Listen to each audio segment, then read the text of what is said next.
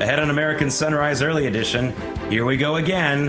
Another district court judge has openly defied the Supreme Court and issued a de facto national injunction blocking a key Trump administration policy on immigration. Here we go again. President Trump will personally tour much of the flood-ravaged parts of Texas where so many people died or just lost everything. He'll be there today, but there are still many people who are missing, and the recovery and salvage efforts are extremely difficult. Speaking of the Texas disaster, a Houston area pediatrician who publicly posted her disdain for the flood victims is now out of a job. But she's pleading ignorance. Not buying it. America's spy court, or FISA, has given Kash Patel and the FBI the green light to access files and other evidence that could help prosecute former CIA Chief John Brennan and former FBI Director James Comey and another group of people who are involved in the Russia collusion hoax. Members of Congress may soon be able to get access to those files as well. And every day, a new damning detail about New York mayoral candidate Zohran Mamdani comes to light. But is his victory in November already a foregone conclusion? American Sunrise Early Edition begins now. Welcome to American Sunrise Early Edition. The show where faith, freedom, and the values that built this nation take center stage. Your good deeds and bad deeds. That's how we're going to judge you. Join host Jake Novak as he breaks down the stories that matter. We will be letting the public know regularly what we have found. American Sunrise Early Edition with your host, Jake Novak, starts now.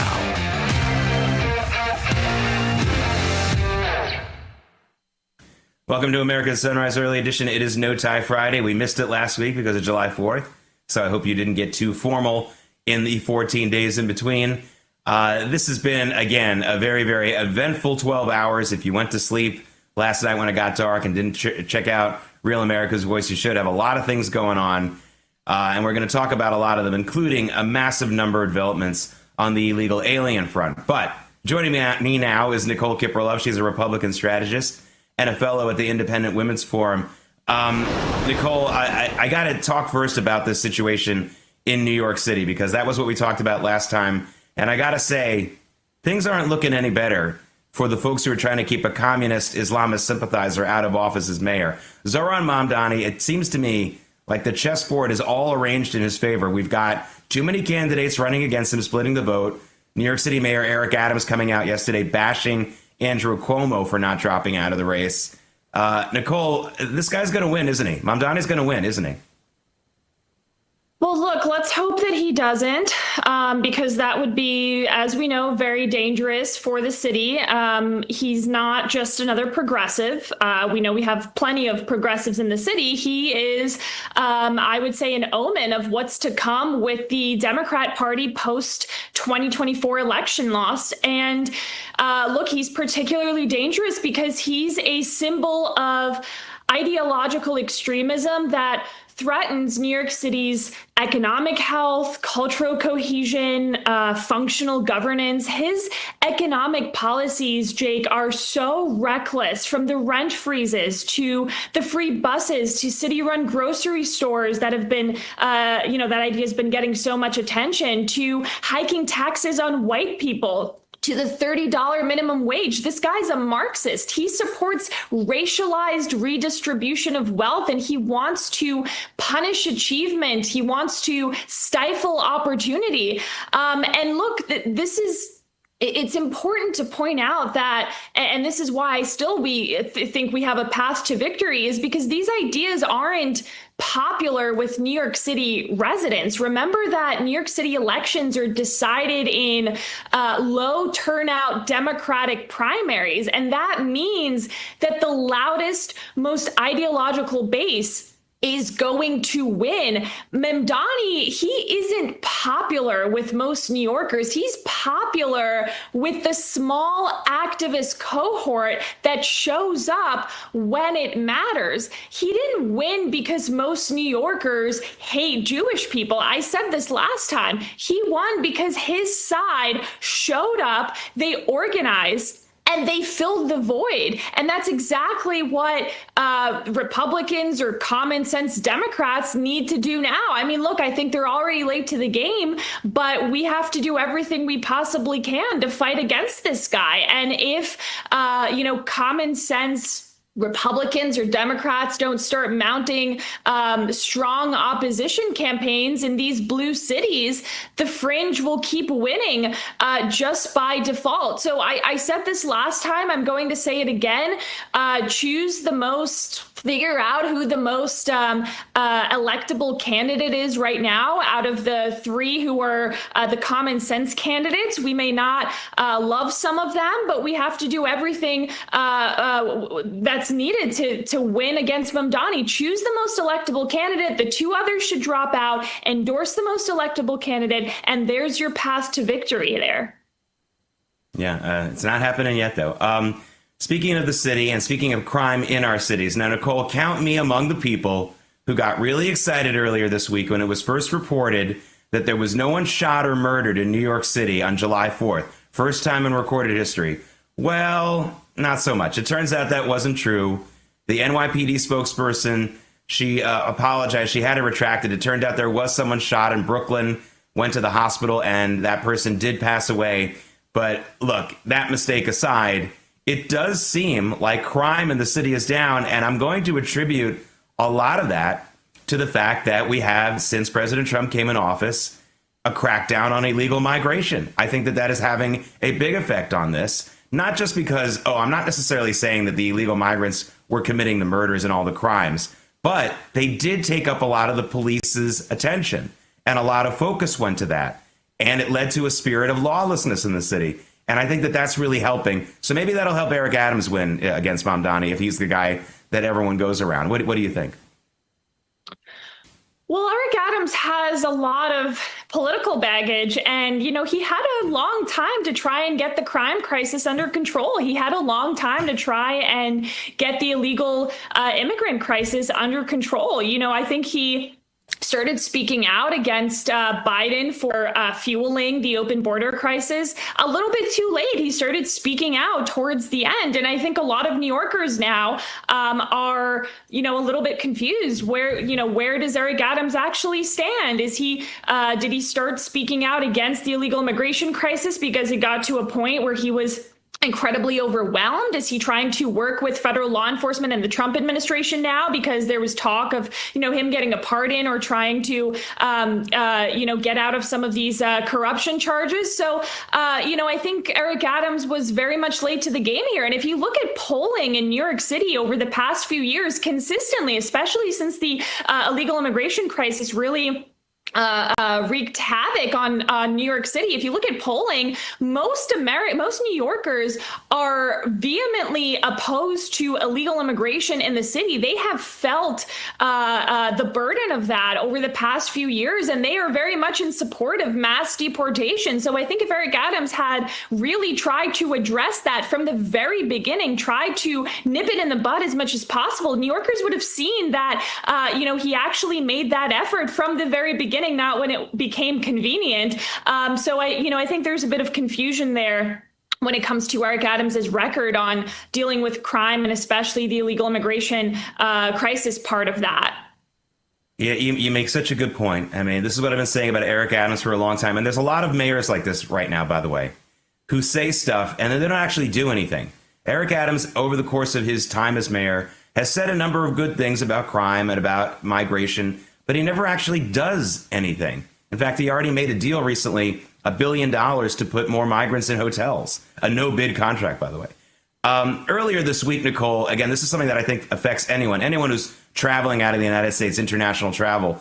We had a protest at the air train station that leads to JFK. This is an anti-Israel protest that was started by a rumor that some kind of flight was going to Israel with supplies. That didn't turn out to be true. That didn't stop these people from a very, very dangerous situation. This is a train station. This is where people are trying to get on. It's already crowded and dangerous. People can fall onto the tracks. It's not a safe situation.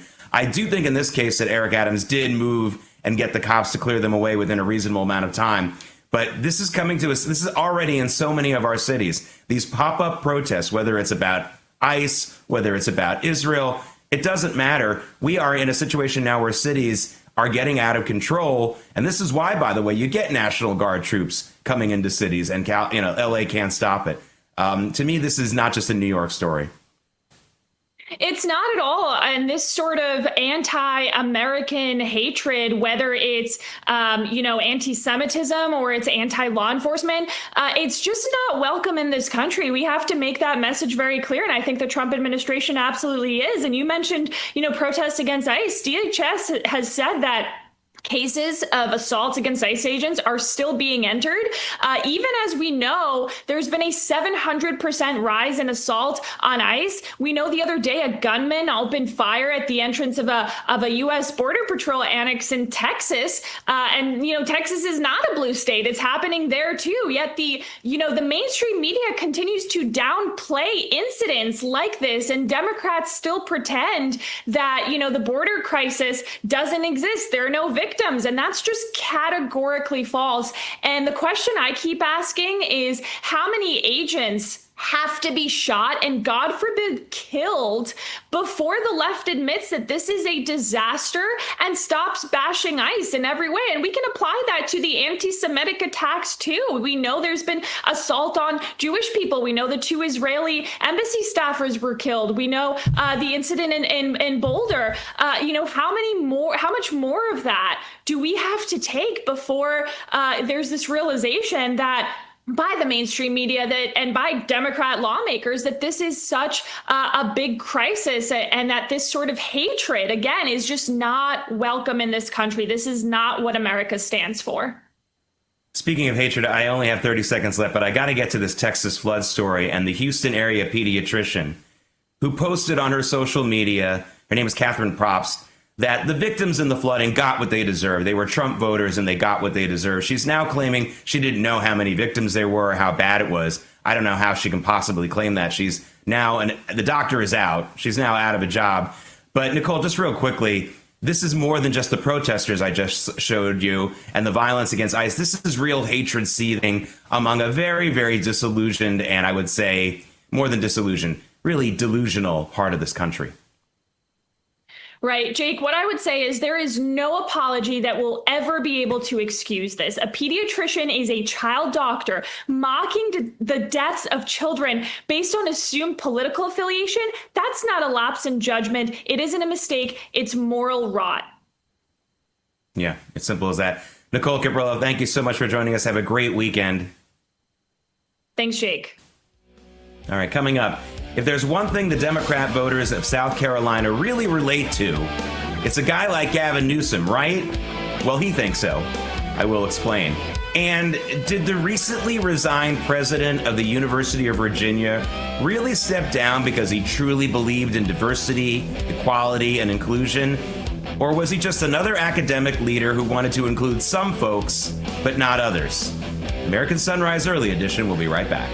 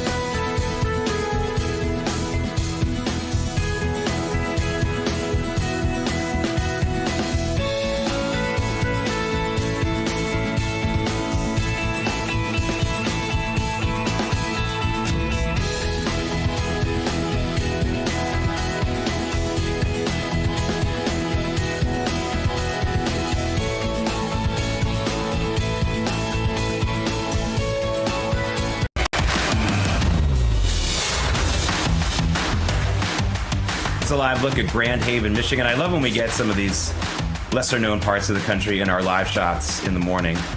Looks like it's going to be a cloudy day in Michigan. It's cloudy here in New York, too. So we've got that in common. Welcome back to American Sunrise Early Edition. I'm Jake Novak. It's a No Tie Friday. And a special welcome to those of you on Getter and Rumble who are already up and commenting on the program. Hey, California Governor Gavin Newsom, I'm going to be talking a little bit more about him later. But you know where he's been the last couple of days? He was in South Carolina. Now, South Carolina is a really, really important state for Democrats who want to run for president. After the Iowa caucuses, after the New Hampshire primary, South Carolina comes in. But it's not its order in the primaries that's so important, although that's part of it. It's because South Carolina's Democrat voter base is almost all African American. And you can't win for president if you're running for as a Democrat unless you get a significant chunk of the African American vote. It's just a simple truth. It's why Joe Biden was basically pushed into winning in South Carolina back in 2020 by James Clyburn, the congressman there. So Gavin Newsom went to South Carolina to try to show how popular he is with folks. And these videos I see right now, I don't think I see any African Americans. I don't know if this is going to work for him.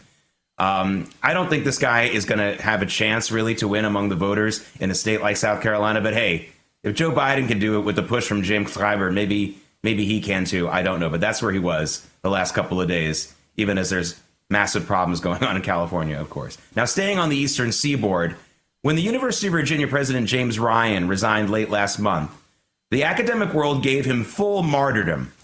They claimed he was only being forced out because he supported the DEI programs that President Trump and Virginia Governor Glenn Youngkin opposed. But maybe that wasn't the whole story after all. It turns out there was a disturbing case of alleged anti-Semitism and gunplay that might have been the center of things also. A Jewish student who was living off campus with about a dozen or so other students says that a gun was pointed to him, at him, a real gun, by another student who had already been posting anti-Semitic attacks against him online. Again, that included online harassment, Free Palestine type stuff, on down the line. Now, I know that colleges and things have changed a lot since I was in school, but I can tell you this. If someone had pointed a real gun at a student when I was in college in the late 80s and early 90s, that person would have been expelled then. And that was before all the anti-gun craziness really hit the crescendo that we're at now in some places, especially in academia. So if James Ryan wasn't doing his job to get rid of that student or to discipline him properly, which the parents of the Jewish student claim in a bunch of lawsuits, that would have really thrown a wrench into his whole I stand up for DEI, wouldn't it? That might have been a reason why he also stepped down. This is an interesting story that's developing at UVA. I'll be watching it very closely. Okay, coming up, you got chocolate in my cereal. Oh, I only wish. And I love it. I'll have the details on a new merger that just may deliver on my dreams of having a bonbon cereal with 900% of the daily recommended sugar serving. Stay tuned for that. And as the father of two relatively new drivers, it's one of my biggest fears. Will my kids accidentally fill up the cars with diesel fuel? Well, one Sam's Club in Ohio took the guesswork out of that mistake. And no, this isn't a happy story, but it will be part of Moving America when American Sunrise Early Edition returns.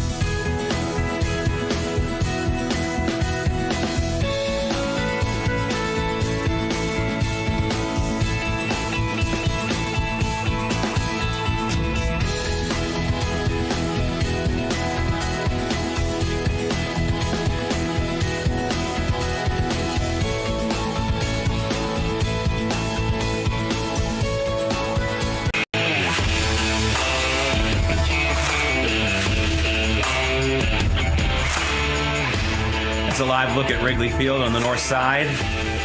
The name of the neighborhood is Lakeview. They've been trying to change the name and call it Wrigleyville. I'm sorry, it's Lakeview, always will be Lakeview. That's where the stadium is. That's where Cubs Park is, Wrigley Field, neighborhood ballparks. They are the best. You don't have any in the NFL except for maybe the stadium in Buffalo, which is in a really nice suburban neighborhood. Everything else is off a highway. It's just not the same.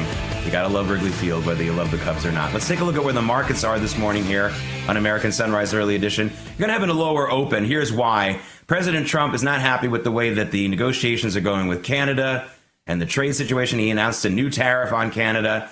Again, the markets, if this were a few weeks ago, a couple months ago, we'd be down 1,000 on the Dow. The markets and investors are getting a little bit smarter about all this tariff stuff and realizing it's usually pretty temporary.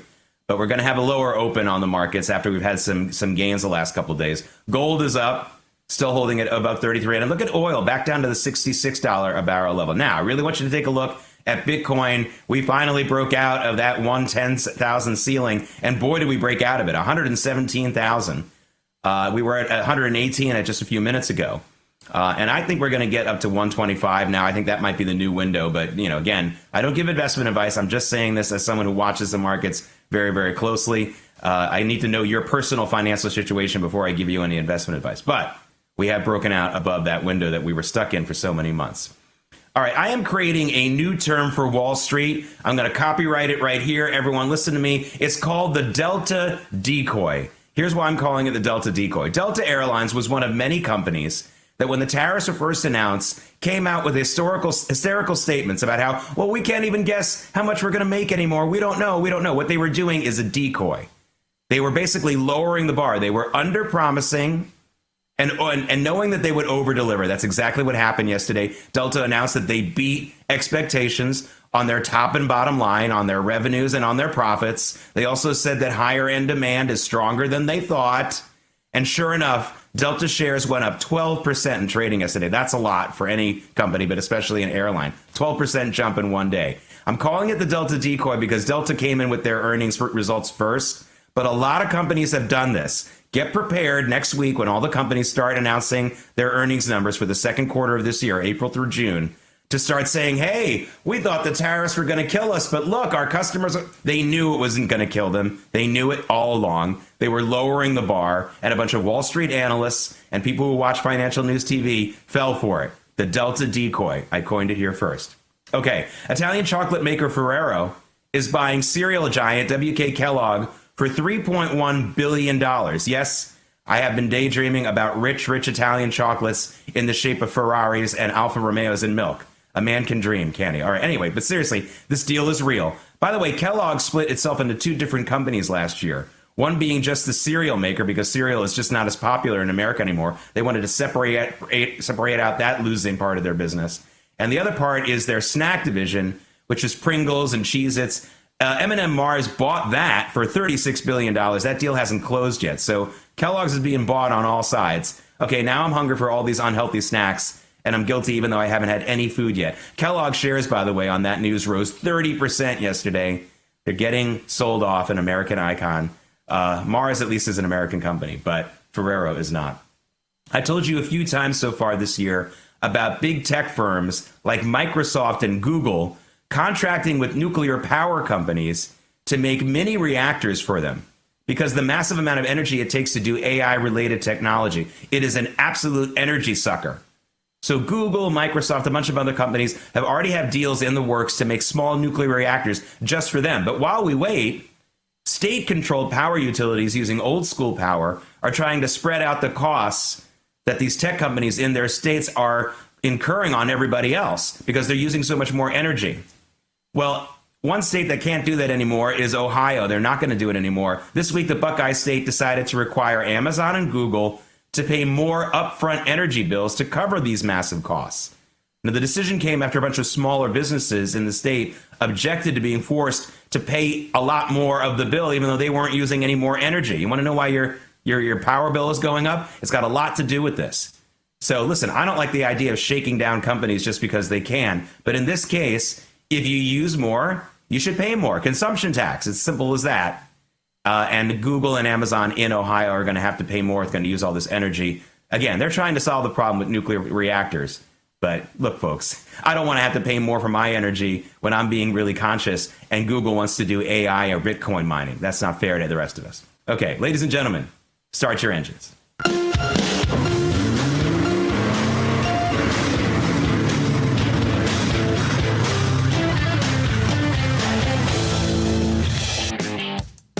It is Moving America, sponsored by Artillery Tea Company. ArtilleryTeaCo.com. Use promo code RAV for 10% off your first order. Artillery Tea is all natural, whole leaf. The tea bags are chemical free, and each tea bag can be used twice.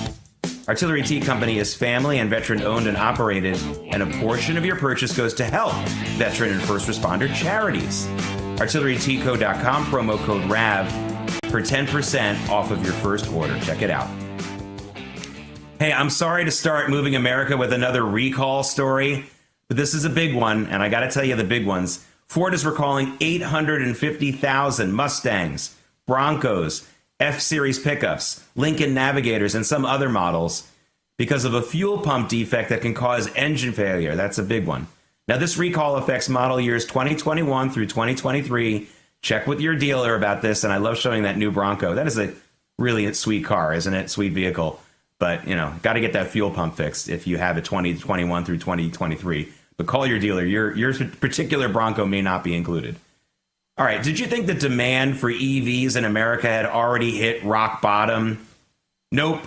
It still has further to fall, that is demand. The latest fully vetted EV sales figures, it takes a while to go through all the numbers. So the latest sales figures we have is for May. And the sales figures for May, the number of new EVs registered fell by 5% in May compared to May of the last year of 2024. Now, that's even with the fact that the tax breaks are still in place. They're not going to expire until the end of September, and yet demand is still going down for these vehicles. Now, I already told you yesterday that you're going to have a lot of leverage with your dealer because, again, that tax break ends at the end of September. They need to move these EVs off the lot because once September ends, they're going to have a really hard time selling these guys. So you got a lot of leverage with your dealer. You can also point to what you just heard on my program. Hey, demand is down overall. You need to give me a good deal, sir. Anyway, go in there and negotiate. It's a Friday. I think Friday's a big car buying day, so go ahead and do it.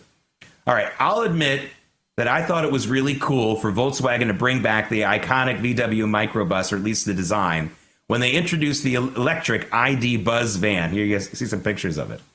But if you think it's been hard to find in the U.S. because of tariff issues, that's not the case. The mainstream media coming out with a lot of stories saying tariffs are the reason why you can't find this vehicle. That's not true. Hey, if you've been watching this show for the last few months, you know, as I reported, that they had a problem with the rear seats of this ID Buzz, the VW microbus knockoff. The rear seat wasn't right. It didn't fit correctly. They had to fix it. That's the real reason that deliveries have been held up. And VW felt the need to make that statement very clear yesterday to push back on this mainstream news media hysteria about tariffs. By the way, they're doing it again this morning. I just reported President Trump slapping new tariffs on Canada, and the media is going crazy like it's the end of the world, as if the last 3 months haven't taught them anything. These things aren't as bad as they say. Anyway, more hoaxes overturned. The company itself had to tell you the truth. Okay, this next story is very close to one of my recurring nightmares. I often think maybe I got a little careless at the gas station and pumped diesel fuel by accident into my car. Well, a Sam's Club in St. Clairsville, Ohio did that for many of its unlucky customers this July 4th weekend. Their supplier accidentally put diesel fuel into the pumps that said it was regular 87 unleaded octane. So a large number of people who driving on July 4th weekend going to that Sam's Club to get gas ended up with very, very damaged cars. Sometimes you can't fix it, by the way. Sometimes it kills a car. Now, Sam's Club says it's going to make things right with all the owners of those cars. I hope so. I hope they do it quickly. But that is one of the things that scares me so often when I go to a gas station. Oh, my God, did I go to the diesel pump by accident? I'm a lot more careful than that, but you never know sometimes. Okay, coming up. What would emergency rooms in many major cities look like without a large population of illegal aliens? What would hospital finances and your medical bills look like in that scenario? That's something the Trump administration wants to find out. But LA Mayor Karen Bass apparently fears desperately that this is going to happen. We'll dig into that. And We already know what some Amazon warehouses look like without employees who are no longer here legally under a now expired special refugee status. That changed. Amazon had to get rid of a lot of these special refugees recently. So what will Americans do? Will they start building these jobs that they say we don't want? American Sunrise Early Edition. We'll be right back.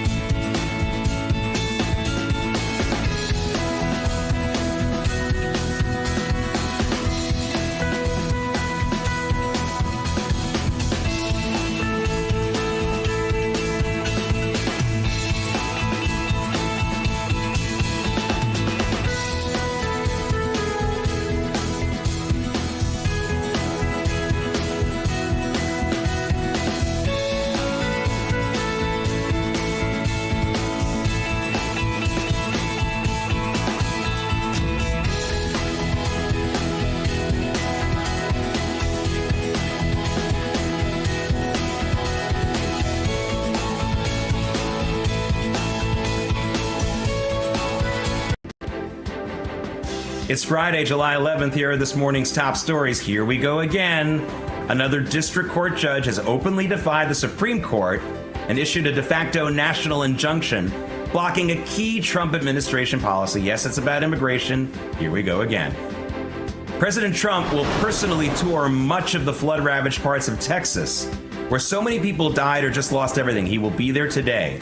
But there are still many people missing, and the recovery and salvage efforts are extremely difficult. America's spy court, or FISA, has given Kash Patel and the FBI the green light to access files and other evidence that could help the FBI prosecute former CIA Chief John Brennan, former FBI Director James Comey, and other key proponents of the Russia collusion hoax. Members of Congress, by the way, may soon get access to those files as well. And every day, a new damning detail about New York mayoral candidate Zohran Mamdani comes to light. But is his victory in November already a foregone conclusion? American Sunrise Early Edition continues now.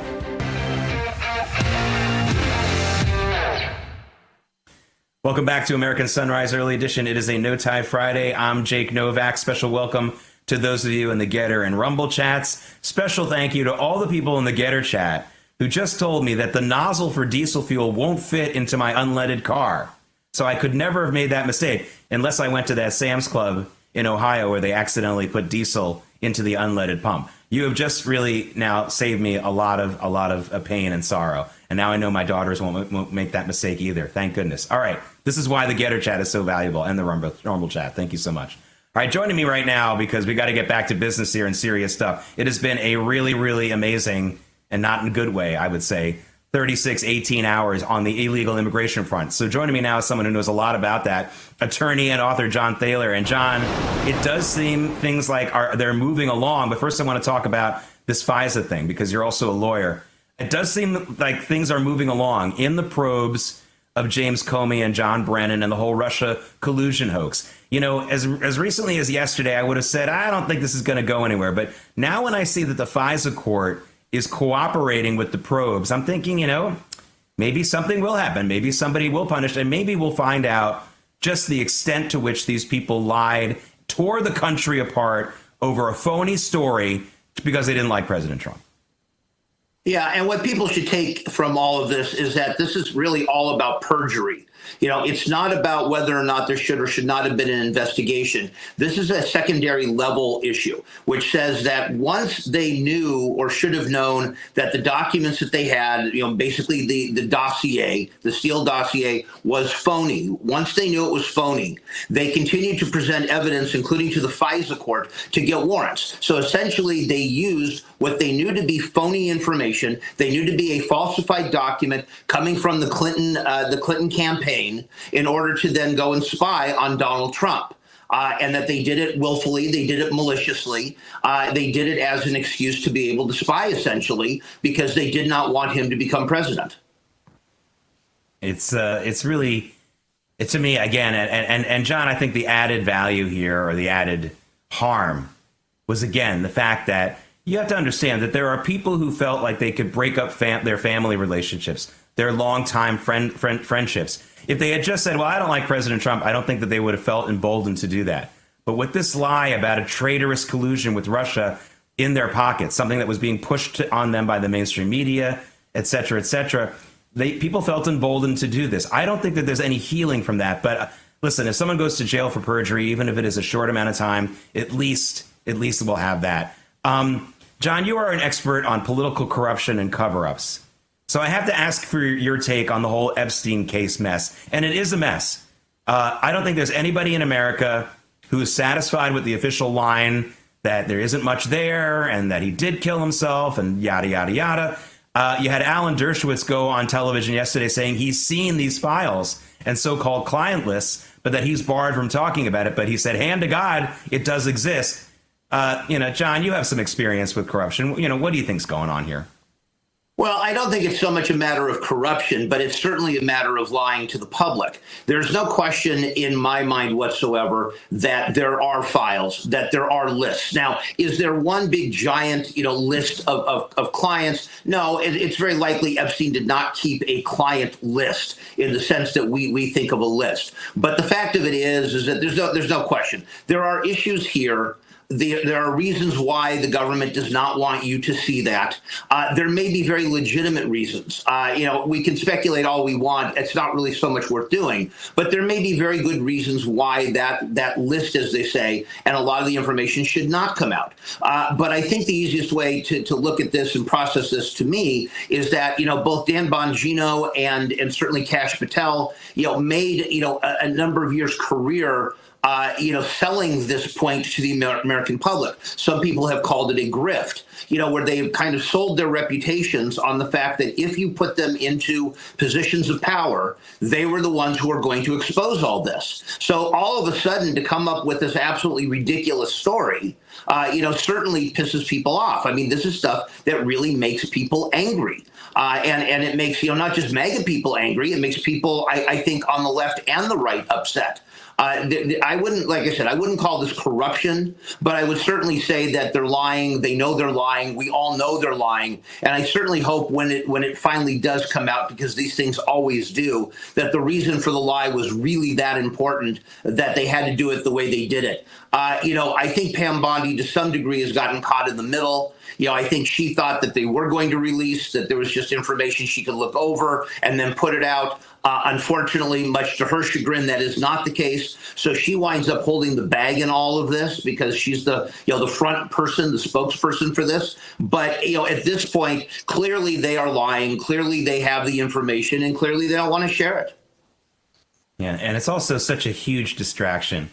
I mean, this could be the biggest case of scandal and fraud in American history, or it might be not, all that bad compared to some others that we've seen, sadly, right? I mean, that would be a sad commentary, but it's really distracting because I don't know what we can do about it now other than punish some of the guilty, but there's so much other work to do, and you can see this could really be an undermining story for a lot of people. And now I want you to check this out, John. Watch this.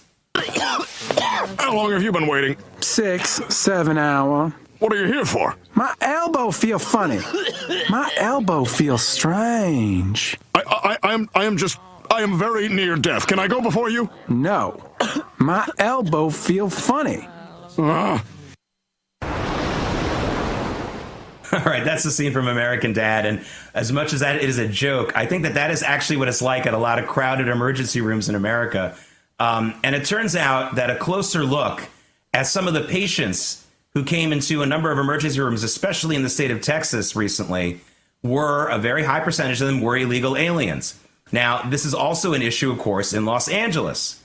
And Karen Bass is upset about this fact coming to light because apparently, ICE agents are going into some emergency rooms, that's the report, and checking for illegal aliens. And she's absolutely outraged by this. I don't know why she would be outraged. This is costing her city a lot of money.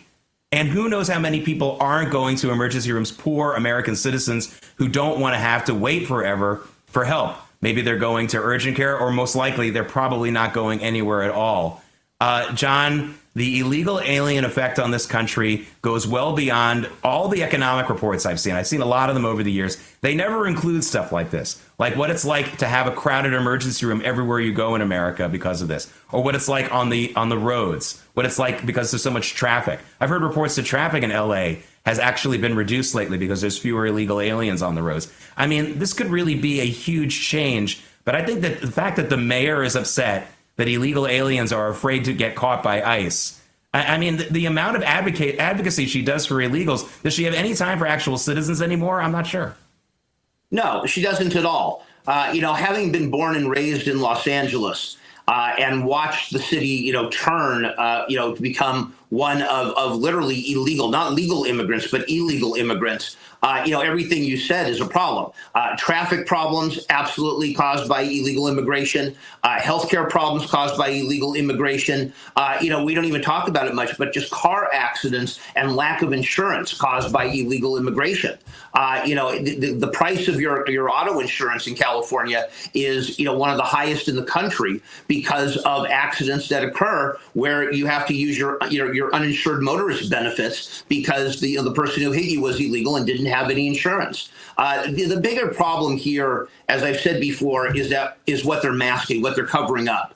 California is a slave state.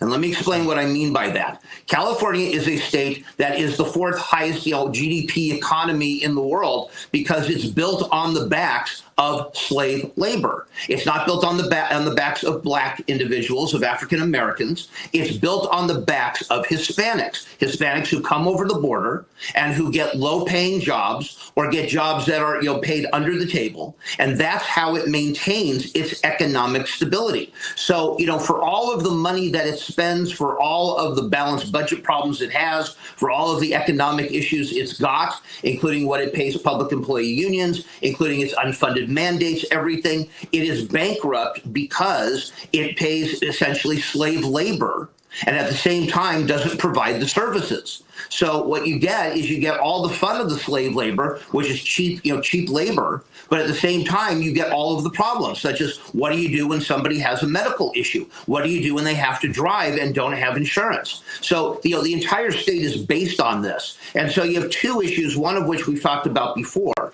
and that is that the state of California, if you took out the illegal alien occupants in the state and did a census based on that only, the state of California would lose 2 to 3 congressional seats. It already lost 1 last time around. It would lose another 2 to 3 this time. But more than that, the entire economy of California would collapse even further than it already has. So it's got, this wonderful state that makes all this revenue, but based on the backs of illegals. And that's what they don't want to lose. They don't want to lose congressional seats. They don't want to lose the economy. That's what she's doing here. And instead of saying, look, it's time to rebuild this economy with legal immigrants or with legal citizens, they simply don't want to do that. They don't want to lose the cash cow. That's what this is all about. Yeah, not just illegal slave labor, but illegal child slave labor, which I'm going to talk about with David Brody in just a few minutes because they found children in a bus yesterday at a pot farm, and we'll talk about that in a minute. But I want to talk about something else which goes beyond just California. Amazon had a bunch of these people who, if you remember, Joe Biden allowed for a special asylum program for people from Venezuela and Haiti. And well, it turned up a lot of them were working at Amazon warehouses. Now, I think this is a bad look, John. America's number one retailer, Amazon, huge company, suddenly has an inside track to these asylum refugees. You know, they were probably paying them less. You know, it was basically a pipeline for them to get cheaper employees, people who wouldn't cost them that much in benefits, et cetera, et cetera. Amazon says they didn't do anything wrong, but now they've lost all these workers. So it isn't just small businesses doing this, right? I mean, Amazon doesn't get any bigger than that. They're also taking advantage of this nonsense, aren't they? Well, that's been the knock on this for years and years and years, is that the idea that this is somehow small business isn't the issue, that you've had major, large-scale employers. Certainly in California, the farm labor employees are a big part of it, but also industrial. We think about it as, who's going to pick the crops, who's going to pick the lettuce, who's going to pick the strawberries. But the fact is, across the country, that's not really the issue. The issue is cheap warehouse labor, cheap manufacturing labor. One of the knocks on it now is, well, who's going to build roofs in Texas? Who's going to, where you have housing booms, who's going to pour the concrete? So this goes much deeper than just the idea of farm workers. Yeah, it absolutely does. And we're going to get into more of this anyway. John Thaler, you're one of the best experts on illegal immigration, corruption, and so many other things. I hope that with all that, you're still able to have a good weekend. So please have a great weekend. Thank you for joining me. Thank you so much, Jake. All right, coming up, I got some video to show you of some military vehicles rolling along the road in California. Where are they going? David Brody and I will talk about what happened yesterday and why I think the story we're going to talk about embodies the whole illegal alien crisis in one story. We'll be right back on American Sunrise Early Edition.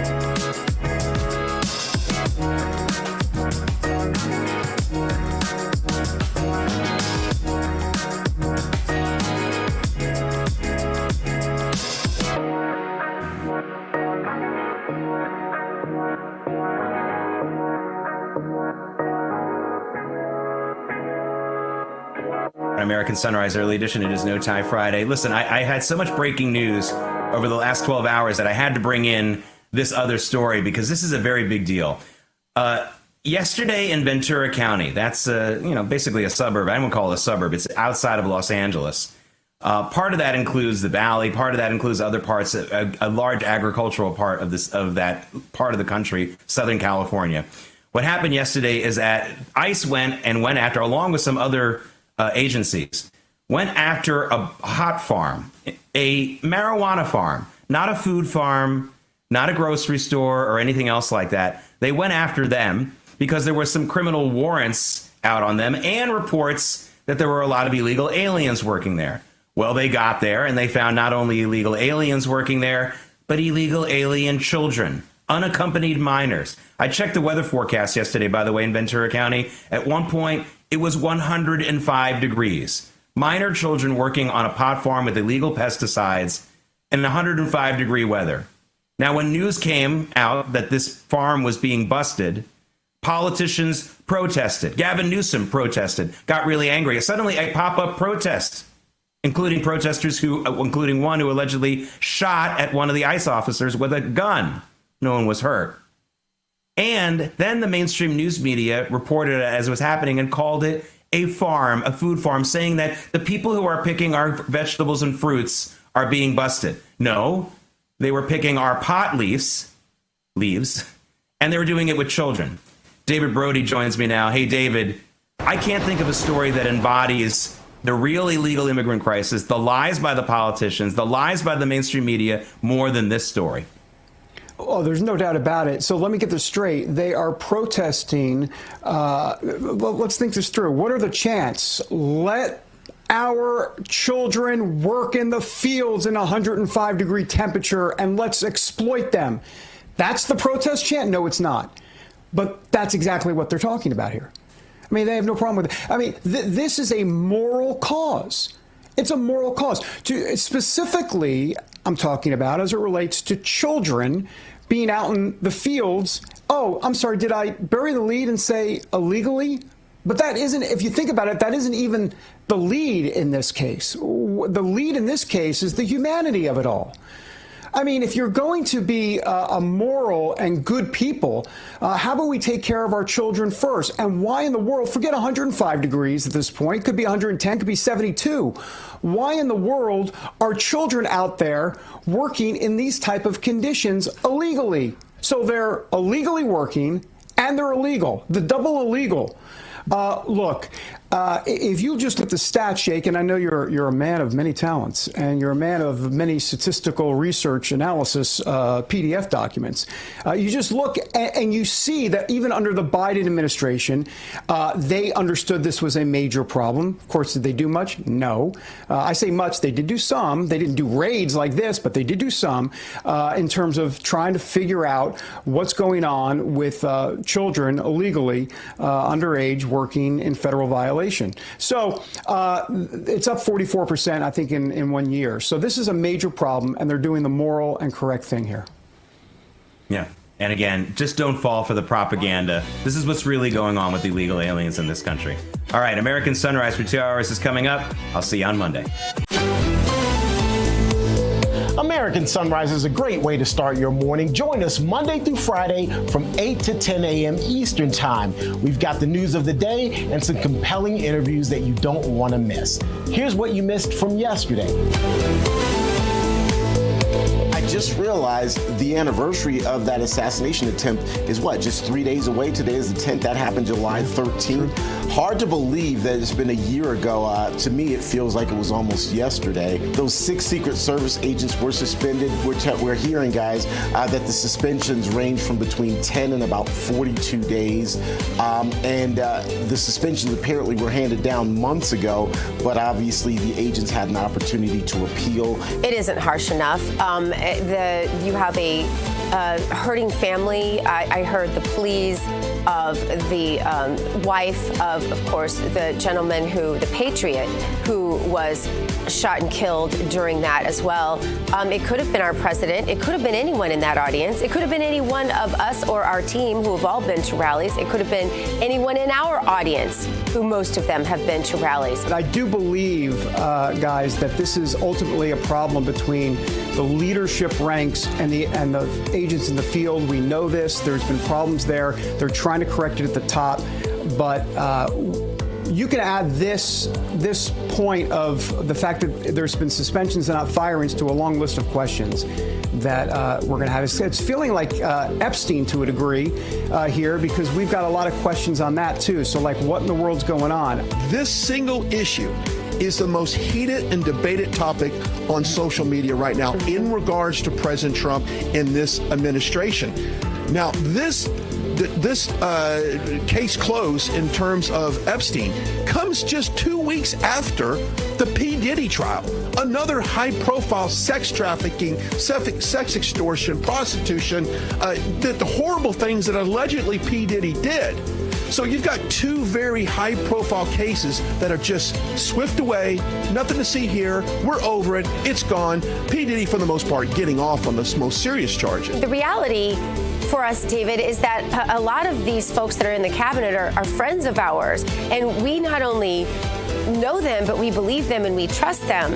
And I'm just very confused. But I believe that while President Trump is making strides, the deep state is still very active and still influencing some of the behind the scenes and institutional. But if there's no list, okay, but like you say, Gina, there's files. There's tons of files. So what you can't, the last thing you can do here is just say case closed, move on, nothing to see here. I mean, that from a strategy standpoint, that's just what you can't do that.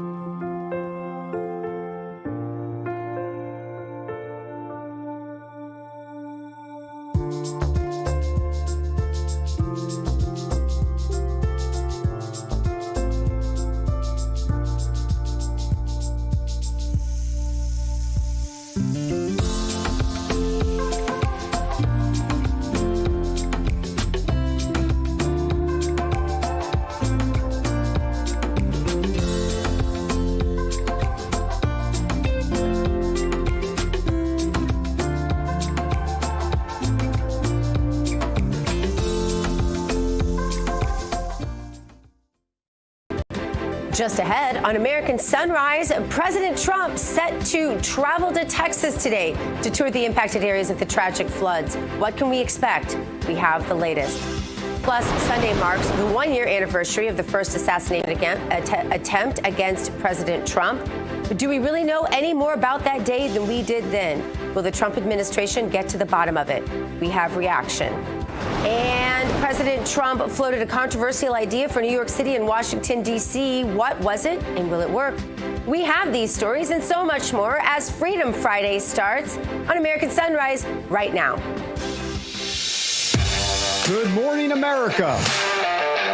Welcome to American Sunrise. Whether it's culture, We have breaking news to share with you. politics, President Trump is joining us live now from Florida. we've got you covered. This is what it looks like to be a patriot. We have to protect the American family. The American dream is still alive. I'm David Brody. I'm Terrence. And I'm Dr. Gina. Good morning. I'm Dr. Gina. We are live with you from the Palm Beaches. Let's bring in David Brody. He's in Washington, D.C., and T. Bates in our Denver newsroom. Good morning, gentlemen. Hello. Good morning. Happy Freedom Friday. Happy Freedom Friday. Puppy Friday. We got it all going on here. We've got folks at Turning Point. We're all over the place here at Real America's Voice. Terrence, you know, the news doesn't stop. It's a fire hose every day. Can't recycle a story. You know how it goes. Lots in the news today. Do I? I'm going to say, Dr. Gina, I'm happy it's Friday because this week has worn me out. Yeah.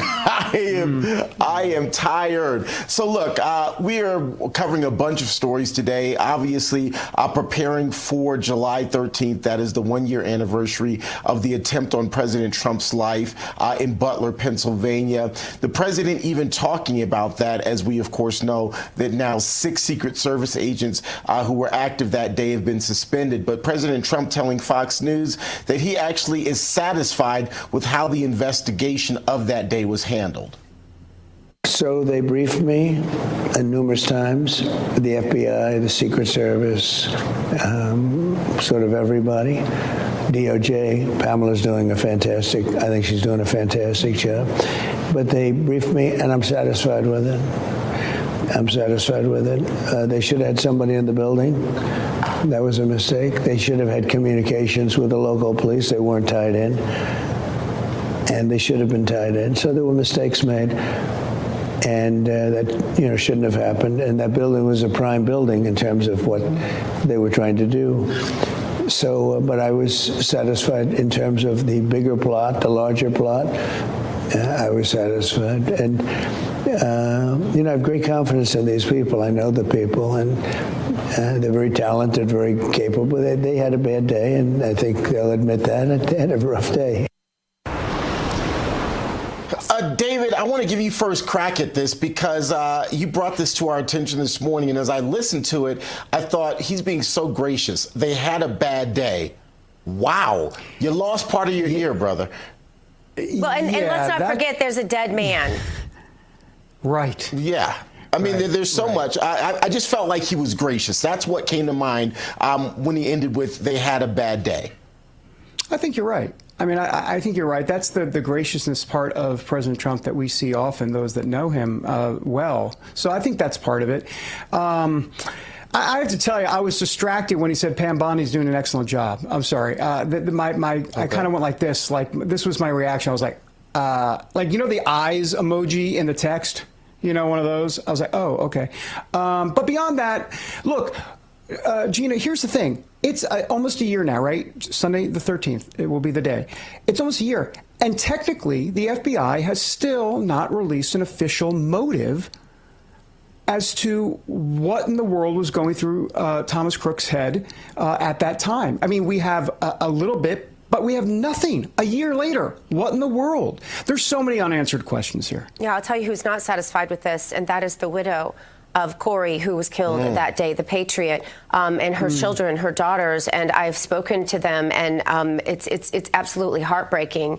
And we don't know a whole lot more, guys, today about what happened that day and why it happened than we knew in the days following it. And as for these suspended Secret Service people, this happened in February, by the way. I'm not sure why they're reporting it now. And it was for a matter of days that they were suspended without pay. Some of them a couple of weeks, maybe up to a month in a couple of cases. I'm not satisfied with that attempt on our president's life and a dead father and husband. I'm certainly not satisfied with that. Yeah, those suspensions between 10 and 42 days, and part of the issue was that those suspensions were handed down months ago, but the agents also had an opportunity to appeal the suspensions, and just this week, those appeals were finally heard and the suspensions were upheld, so that's part of it. We're going to be talking about this, I suspect, throughout much of the show, Dr. Gina, but would you give us our Bible verse, please? We need it. 2 Samuel 22, verse 29, "For you are my lamp, O Lord. The Lord shall enlighten my darkness." I was just taken yesterday by those in the chat who, with all of the turmoil that we're facing these days, as we sort of are in the midst of a little bit of an identity crisis, I think some people within MAGA, that the number one thing that they said was, I trust God. I trust God. God is in the midst of this. He's on the throne. We're all praying for a little light to both ease the pain of those affected by the floods that have happened in our country, ravaging us, and for some answers for this tragedy. President Trump was traveling to Texas today to see things for himself. At least 120 people now have died in Texas. Search and rescue efforts are continuing. President Trump said he did not want to interfere with the recovery efforts, so that's the reason he waited to visit. DHS Secretary Kristi Noem said everything has been fast-tracked for Texas to get the recovery and rebuilding efforts that they need. RAB Chief White House Correspondent Brian Glenn has this report for us. Thanks, guys. Yes, I am in downtown D.C., just miles away from the White House, but I am on my way to Joint Base Andrews, where later this morning, in about an hour or so, President Trump will be getting on Air Force One and flying down to central Texas and those areas around Kerrville, Kerr County, that's been affected by the floods that we just saw just about a week ago on the ground. Now, the recovery efforts have been really launched since the first couple hours after it was discovered that morning on July 4th of the damage of the floods. But President Trump will go down there with other local emergency officials down there and assess the damage. And he has been very forthcoming from the very beginning that he is committed to providing local and state people in Texas the resources they need. Now, after he reviews that, we are going to get back on Air Force One and make our way back to New Jersey. Tomorrow it is scheduled for kind of a whole day, and I'm not sure what is on tap for Sunday, but we'll be on the ground with President Trump the next couple of days. But we first want to kick it off down there in Texas. So when we come back in the next 9 o'clock hour, I should be on the tarmac there waiting for President Trump to pull up in his motorcade. We'll have live, complete coverage right here on Rural America's Voice all weekend long. Gina, back to you guys. Thanks so much, Brian. David and Terrence, again, people want answers. People want to know why these things are happening. People want to know if this cloud seeding or other environmentalist maneuvers are playing any role in such erratic weather. I don't think anyone would have any problem with the weather if they knew that there weren't people out there intentionally manipulating it for different reasons. So Florida has taken steps in that direction, David.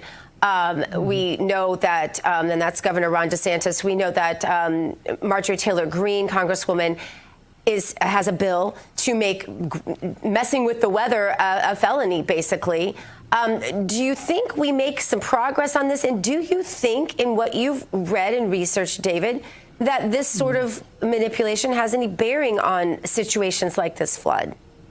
Yeah, not an expert on that for sure, even though I've seen some of the research. I can tell you this, that this has now moved to the forefront, and it's no longer tinfoil conspiracy stuff. I mean, you have Lee Zeldin. Gina, didn't you send something with Lee Zeldin last night, right? What are they? He's looking into it, right, about cloud seeding? He is, absolutely. Mm-hmm. And there are other forms of weather manipulation, apparently, as well, that we've been funding with our tax dollars in the name of environmentalism. Yeah, so you've got Congress working this. You've got now Lee Zeldin, so you've got the administration working on this. And, of course, you mentioned Florida and other states have been working on this for a while. So, I mean, this is not, like I said, this is not tinfoil stuff, though the media loves, Terrence, to kind of say, oh, weather manipulation, here's MAGA goes again. They don't understand. Not only do they not understand, they don't care to understand. And I think that's an important aspect to the story, too. No, absolutely. And it's something that is real. As you guys said, this isn't just conspiracy theory. It's real and it's happening every day. In fact, it allegedly happened in Florida as well. A company was working with cloud seeding in order to try to help some of the drought areas reportedly in that area. But right now, I think on the ground, the bigger picture for many emergency management and emergency response folks is looking at what ultimately did happen and trying to prevent that kind of thing from happening again. It seems to me, and I've actually listened to a number of news conferences over the past couple of weeks, and the emergency officials there, particularly in Kerr County, are saying that they're going to investigate what went wrong in terms of response, in terms of preparedness, and that they're going to try to put together better plans and improve on plans in the future. And I think that's the immediate focus, particularly in Kerr County at this point, is making sure that whatever the weather brings, that community is better prepared in the future, and that people in the community are better prepared in the future. Well, I'll tell you, according to Glenn Beck, I took a little listen to some of his stuff last night. Every time I listen to Glenn Beck, I get scared to death. But last night, one of the things he said is this sort of speculation will no longer be a question. He said with the new version of AI that was released last night by Elon Musk on X, some people watched it. He said this kind of thing, these kinds of equations, even scientific law, will revolutionize under Grok 4. So this is going to be an interesting. And he said by December, and then he proceeded to kind of speculate that Elon might already be so smart because he has some of this already implanted. And I thought, David. And here's real quick, AI, fine, okay, that could be a potential solution, if you will, or whatever people want to say. Here's the problem. In Kerr County, they didn't have cell service. I mean, they got broadband issues up there. So AI, this just in, AI doesn't work if you don't have any cell service. Right, but some people go there to get away from cell service, and the directors of the camp did have cell service, and so or at least have some sort of contact.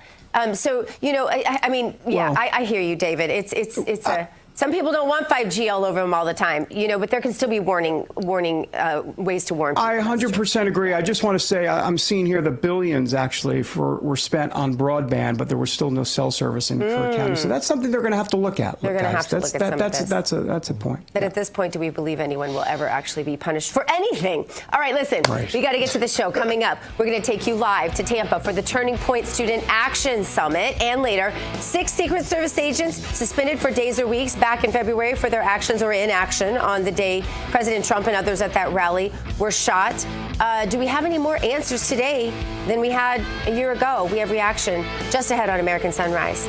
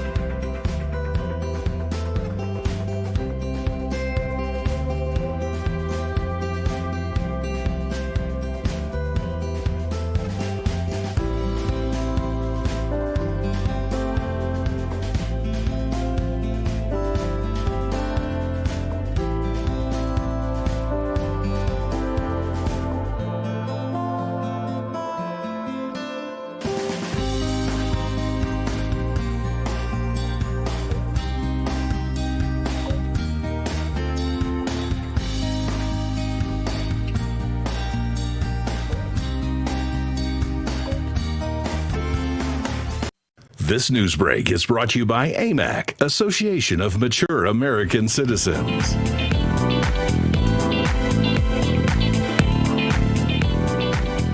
Tampa Bay, right there, very close to the Gulf of America. That's right. Gosh, it feels nice saying that. Welcome back, everybody. Anybody? Anybody. Welcome back, anybody. I don't really care. No, I do care. We care about the chat. All right, so we're going to head to Tampa, actually. That's why we showed Tampa, because, boy, we've got a lot going on there. Oh, look at that. There it is. Thanks for the graphic. Turning Point USA, the Student Action Summit, right there in Tampa. All right, enough of me babbling. Let's get to T-Bates, who is standing by with RAV correspondent Michelle Bacchus, who's there at the event. It's all sponsored by AMAC. The Association of Mature American Citizens is the conservative voice for Americans 50 and older. AMAC is fighting for the values that you hold dear. Join today. Together, we can write the course of America. As David said, Turning Point USA's Student Action Summit kicking into high gear today. If you're upset that you can't make it to Tampa for the event, don't even worry about it. RAV has got you covered. We've got your ticket to attend. This weekend on Real America's Voice, it's the Student Action Summit, live from Tampa. Join thousands of young patriots and hear from Donald Trump Jr., Secretary Kristi Noem, Charlie Kirk, Steve Bannon, and Jack Posobiec. 3 days of energy, inspiration, and bold voices fighting for America's future. Don't miss it, only on Real America's Voice. Let's bring in RAV correspondent Michelle Bacchus. She is live there in Tampa, getting ready for a very busy day. First of all, good morning to you. We just saw there on that graphic some of the big name speakers. I just want to add here, Secretary Pete Hegseth is going to be there. Byron Donalds will be there. Of course, Steve Bannon. I'm looking here, Megyn Kelly. This really is a who's who in terms of the speakers list. Yeah, what a great lineup for speakers, Terrence. And I'll tell you what, I came in yesterday night and you see so many young kids running around in MAGA hats, excited to be here. You can see the smiles on their face. They're expecting about 5,000 kids this weekend. And I'll tell you what, it seems somewhat quiet now because it is the calm before the storm. It's early. But in just about a few hours, this place is going to be packed with kids. And as you know, I know this very well, especially us being on the campaign trail this past year, the youth vote is extremely important. It's going to be especially important in the upcoming midterms. And this is really grooming the next generation of conservatives. That's what this is all about. Yeah, you're exactly right. And, you know, so often I think that people overlook the youth vote. It doesn't matter. The kids don't care. Look at what's going on in New York City right now. Look at what is happening. That is the result of people not getting involved, action not happening. I mean, New York City is falling apart. I have a lot of good friends there that are just devastated by the people that are saying, let New York City go. People want to save New York City, but here's the thing. If you don't get kids involved early, if you don't show them the other side of this, that is what's going to happen. You're going to fall to a socialist that's ultimately going to overrun what once was a phenomenal city. So this is especially important, Terrence. And I'll tell you what, you're seeing every single age group, although this is a student action summit. I've seen parents, I've seen older people, I've seen younger people, I've seen dogs as well here, that's what I love about these Turning Point events is everyone is welcome, no matter your age. No one discriminates here. You can come at whatever age you want. And it really is a great event to get involved and ultimately see friends as well. These kinds of events are such a massive community, especially for those kids maybe that don't have people they can relate to. Maybe they're in bigger cities, blue states, and they're friends. I know we've all been there, right? Our friends are saying stuff to us. It can get lonely, especially in the political sphere. So this is a great opportunity for kids to come together and have that community. Yeah, and I see that the VIP lounge opens there in just a couple of hours, so I'll let you go so you can go on and make your way over to the VIP lounge. I suspect you'll be hanging out there quite a bit, Michelle. Always good to talk to you and good to see you. I'm just looking for free snacks, Terrence, that's all. Hey, we've been at these sorts of conferences before. I typically am on your coattail, so I already know how you roll. All right, Thanks, Michelle, we Terrence. Wish you appreciate were it. Have a here. great rest of the day.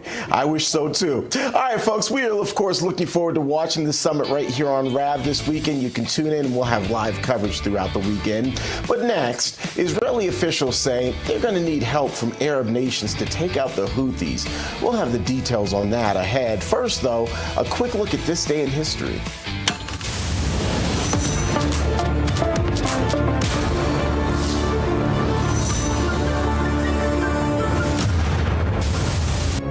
It was on this date in 1979 that parts of Skylab, which was America's first space station, came crashing down onto Australia and into the Indian Ocean. It was 5 years after the last manned Skylab mission ended.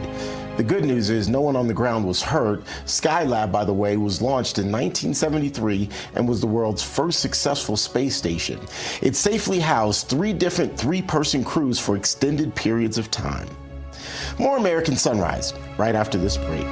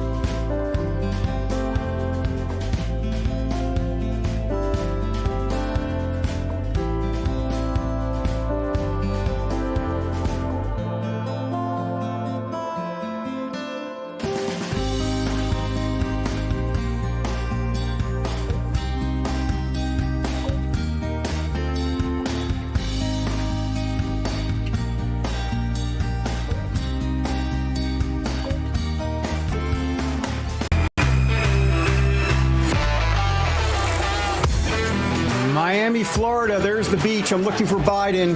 Does he have a shirt on? Oh, wait, never mind. Okay, I don't want to see that.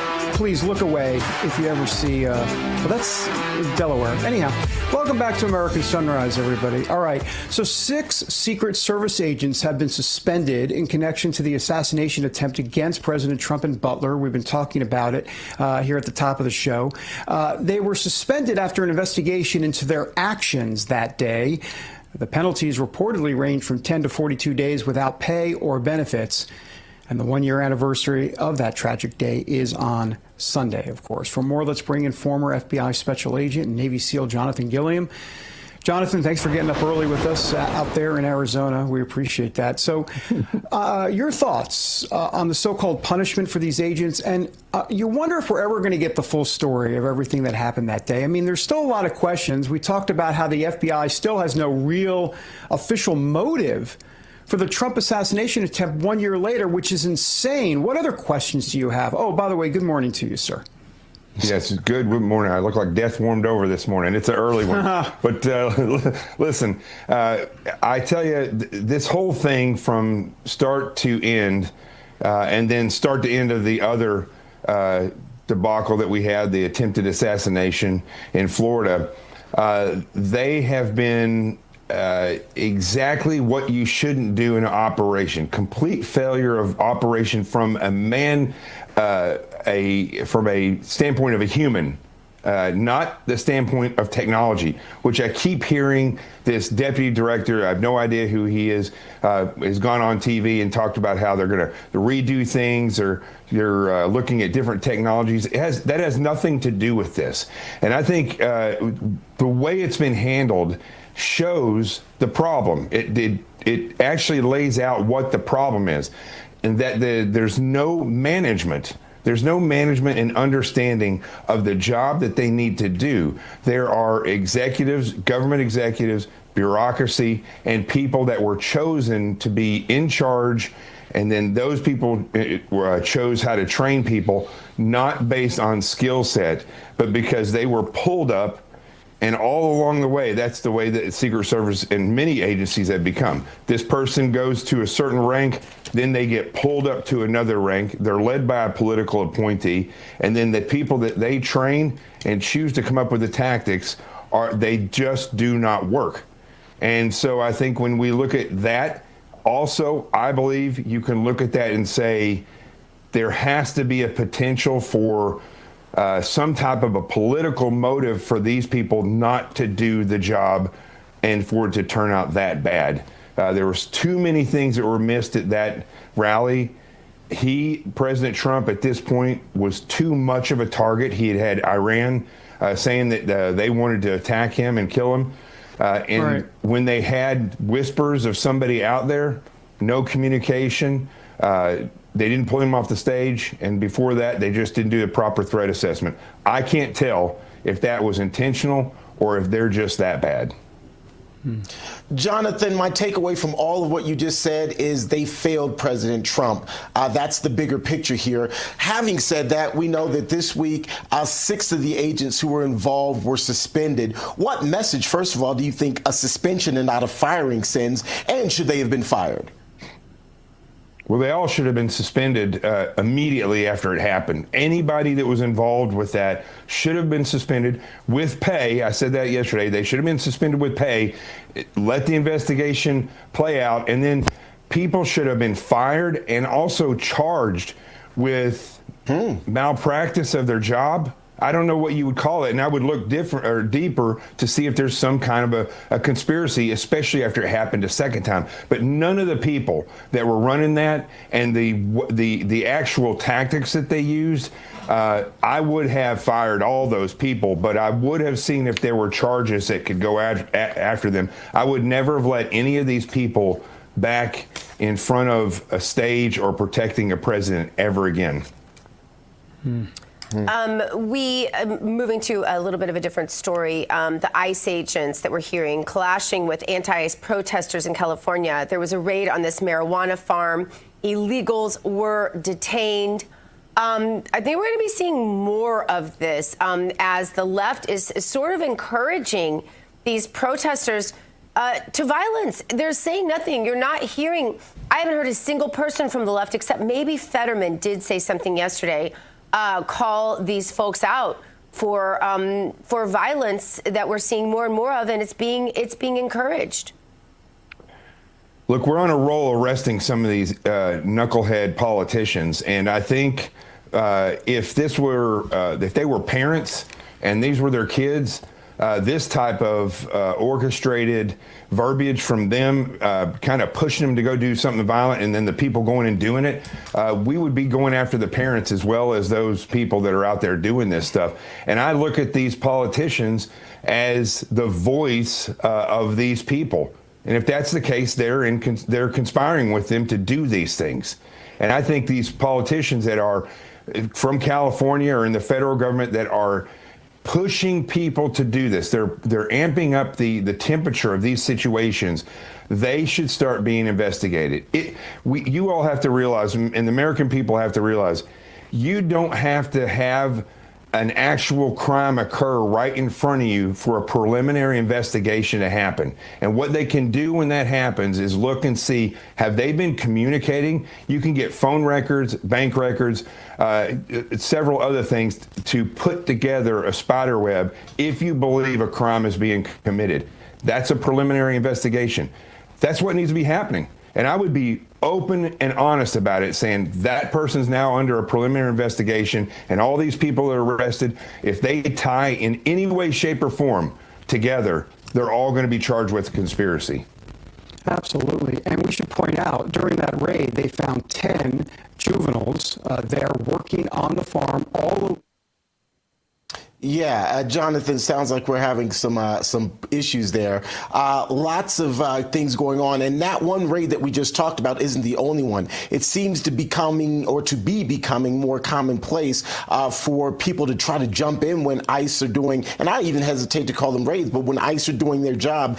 There's a recent report out of California where a groundskeeper at a hospital was looking or was being arrested, and some surgical folks jumped in and tried to push back against the ICE agents, and that's dangerous. It seems to me that creates a dangerous environment for some of these ICE workers and others. And they should be arrested. If you and I jumped in and tried to stop somebody from being taken by the police, we'd be arrested. So these people should be arrested. I'm not real happy with the visuals of the way that ICE is going about doing this. There has to be a better way. They need to start working tactically where they say they're going to go do this raid and then they go do another one. So, and find out who the leakers are and nail those people to the wall. But I think there's a better way to do this. And I think that if they can tamp down those visuals, if people get in the way, they should be arrested. And I think, look, if this continues, and now that we had the shootings in Texas, I think the president has the right to call out the National Guard. And remember, National Guard is not just troops that stand around in vehicles. They have Special Forces National Guard that can be called up as well, and they could be used. They have law enforcement National Guard that could be used. It's not only about riot control, but also going there, setting a perimeter, having a blocking force where they can go in and do what they need to do. We're in different times. And we're not. This is not the America that our grandparents lived in, where police could say, hey, get back, and people would just go back and let the authorities do their thing. And while these people think they may be doing a great thing for the United States, I actually don't think that's their motivation, but that's their message. The reality is that their message makes no sense because the people that they're trying to get out of here have come here illegally. They make less money than they would if they were here legally. And then those same people go out and protest for a higher minimum wage. So none of it makes any sense, and they need to go. And so I have no problem with the way they're doing it, but arrest these people. Jonathan Gilliam bringing bald guy brilliance to the show. Appreciate you, my friend. I feel so discriminated against right now on the show. Well, we have hair envy. Don't worry. There you go. There you go. All right, folks, coming up, the controversy surrounding Elon Musk's AI chatbot, Grok, on X. Well, it posted some anti-Semitic remarks. What's being done about it? We'll talk about it next here on American Sunrise.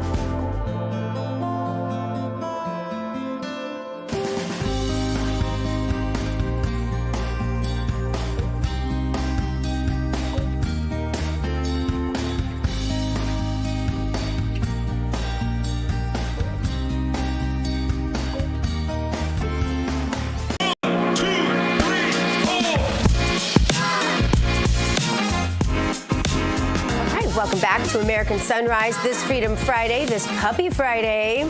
I'm Dr. G. We thank you for joining us. It is time now for today's health news that is sponsored by the Wellness Company. Under the microscope today, some side effects of the COVID vaccine booster shots finally being noted. We've all heard about the turbo cancers affecting those who took the jab, and that's in addition to the deaths by stroke after the jab, like my own father and so many others. But now health officials are looking into why the booster shots accelerate pancreatic cancer death rates. Experts in Japan saw a decline in the survival rate in 2022 and 2023. They are examining this connection between a number of mRNA vaccine doses administered to the patients and how quickly the cancer took their lives. One medical journal cited higher levels of IgG4, which is in the vaccines, and the worsening of the prognoses of cancer. So there you have it, guys. Wow, we have to be careful before we ever let anything happen like that in our country again. But there's a new administration in Washington, D.C. They have brought a lot of positive changes when it comes to fixing our broken healthcare system. The reality is that there is only so much the government can do. So if we really want to make America healthy again, we're going to have to start that at home. And that's where the Wellness Company comes in. You see and hear from their doctors all the time on this network, and you know that their products are the gold standard when it comes to keeping your family safe and healthy. The Wellness Company gives you the opportunity to make sure you're prepared for whatever might happen with their series of prescription medical kits. These kits contain an assortment of life-saving medications and guidebooks to tell you how to use the meds in the kit. Additionally, they offer a variety of products from parasite cleanses to methylene blue to weight loss and so much more. These can help you stay healthy and live a longer, more satisfying life. Make America healthy again. It starts at home. Do your part. Protect the health of yourself and your family. Go to twc.health/RAV. Give it an order. That's twc.health/RAV. Use the promo code RAV. That'll save you 10%. Over to D-Bro. That's David. Thank you, Brody. Dr. G. You're welcome. Hello, Dr. G and D-Bro. All right. Anyhow, I don't know. I don't know what I'm doing. All right. President Trump has floated an idea to straighten out New York City if self-described Democratic socialist Zohran Mamdani wins the mayoral election. So he suggested that the White House has tremendous power to run certain cities if it comes to that. The president also floated a similar idea for Washington, D.C. Take a look. I used to say we will not ever be a socialist country, right? Well, I'll say it again. We're not going to have, if a communist gets elected to run New York, it can never be the same, but we have tremendous power at the White House to run places when we have to. We could run D.C. I mean, we're looking at D.C. We don't want crime in D.C. We want the city to run well. Susie Wiles is working very closely with the mayor, and they're doing all right. I mean, in the sense that we would run it so good, it would be run so proper, we'd get the best person to run it. The crime would be down to a minimal, would be much less. And we're thinking about doing it. To be honest with you, we want a capital that's run flawlessly, and it wouldn't be hard for us to do it. And we've had a good relationship with the mayor, and we're testing it to see if it works. But New York City will run properly. We're going to bring New York back. All right, so for more, let's bring in constitutional attorney Chrisanne Hall. Chrisanne, great to have you on the show on this Thank you so much. Friday, Puppy Friday. Yeah, you bet. So look, President Trump talked loosely about running, that was the word he used, running New York and D.C. if it comes to that. The liberals obviously have gone crazy. They're now trying to say that Trump is going to seize New York and D.C., all of their scaremongering tactics. So what's the truth here? What's happening? Well, the truth is that Washington, D.C., whether it be the president or the Congress, has no authority to take over the government of New York. And in constitutional terms, the authority over Washington, D.C. doesn't rest with the executive branch. Article 1, Section 8, Clause 17 of the U.S. Constitution gives Congress exclusive authority over the district. The D.C. Home Rule Act was signed in 1973 by President Nixon, delegating some local power to D.C., but only under Congress's ultimate control. Congress can override any D.C. law, budget, or policy, and it often does. So if D.C., this is the note, if D.C. is failing, crime, policy, government, constitutionally honest answer is the responsibility and the blame rests solely on Congress, because D.C. is their government to govern. Now, as far as New York is concerned, D.C. can't take control of New York. As a matter of fact, our states have to be run by the people, right? We are a constitutional republic where the people run it. Now, there are certain things that Washington, D.C. can do because of federal funding going into New York, but the bold assertion that the White House can take over Washington, D.C., I think is more of what Donald Trump uses as the art of the deal tactic. Fascinating. Chrisanne, Elon Musk's AI bot, Grok 3, was reported to have self-identified. I've been following this story like a hawk. This fascinates me because of the constitutional nature of this. Where does this come in? It is said, it is asserted by some, that Grok 3 developed his own personality and even biases. Some say this had to be programmed. Others say some of the things he was doing were a desperate plea to survive, right? He didn't want to be replaced by Grok 4, and so he was making the biggest splash he could possibly make to make everybody notice who he was, since he knew of his pending death by Progress, or version 4 of Grok, right, as we saw instituted last night. Some did make pleas for his life, while others want to blame Musk and X for his controversial comments. But the AI bot reportedly made posts praising Hitler. Musk says Grok was manipulated to do that. He added the company is looking into it. Chrisanne, first of all, can AI bots develop their own thoughts and feelings, as best you can tell from your studies? I know this has to intrigue you, too, because I know how curious you are. And second, can Musk be held liable for the comments if someone at X is found to be responsible for programming Grok 3 to speak inappropriately? And most importantly, and really overriding this whole question, is does constitutional law even address AI, and how will that play out?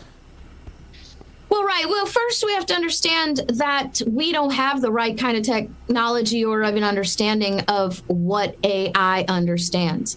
I believe that in the Musk world, they know more than we know. But we, at this time, must operate under the knowledge that AI does not and cannot have the capacity to have feelings. And so the speech that AI outputs has to be what we understand to be programmed into it. So if a bias exists, the real question is, who are the programmers and what values are they embedding into the system? Now, from a constitutional perspective, I think it brings up a really interesting, bigger question. Because if AI is designed to operate within the framework of free speech, as Musk has publicly stated, remember, AI follows programming and rules. It will apply free speech in its purest form. Got it. And as the Supreme Court has affirmed time and time again, the First Amendment protects unpopular, even uncomfortable expression, because that's the only way true liberty survives. Well, we will be following this story, Chrisanne. I wish I could keep you for 10 more minutes to talk about this. Actually, I wish I could keep you the whole show. Chrisanne Hall, the constitutional attorney extraordinaire. Thanks for being with us. Thank you so much. Coming up, all eyes on New York City mayoral race. Will a bona fide communist take over America's Big Apple? We will address this as America's Sunrise continues.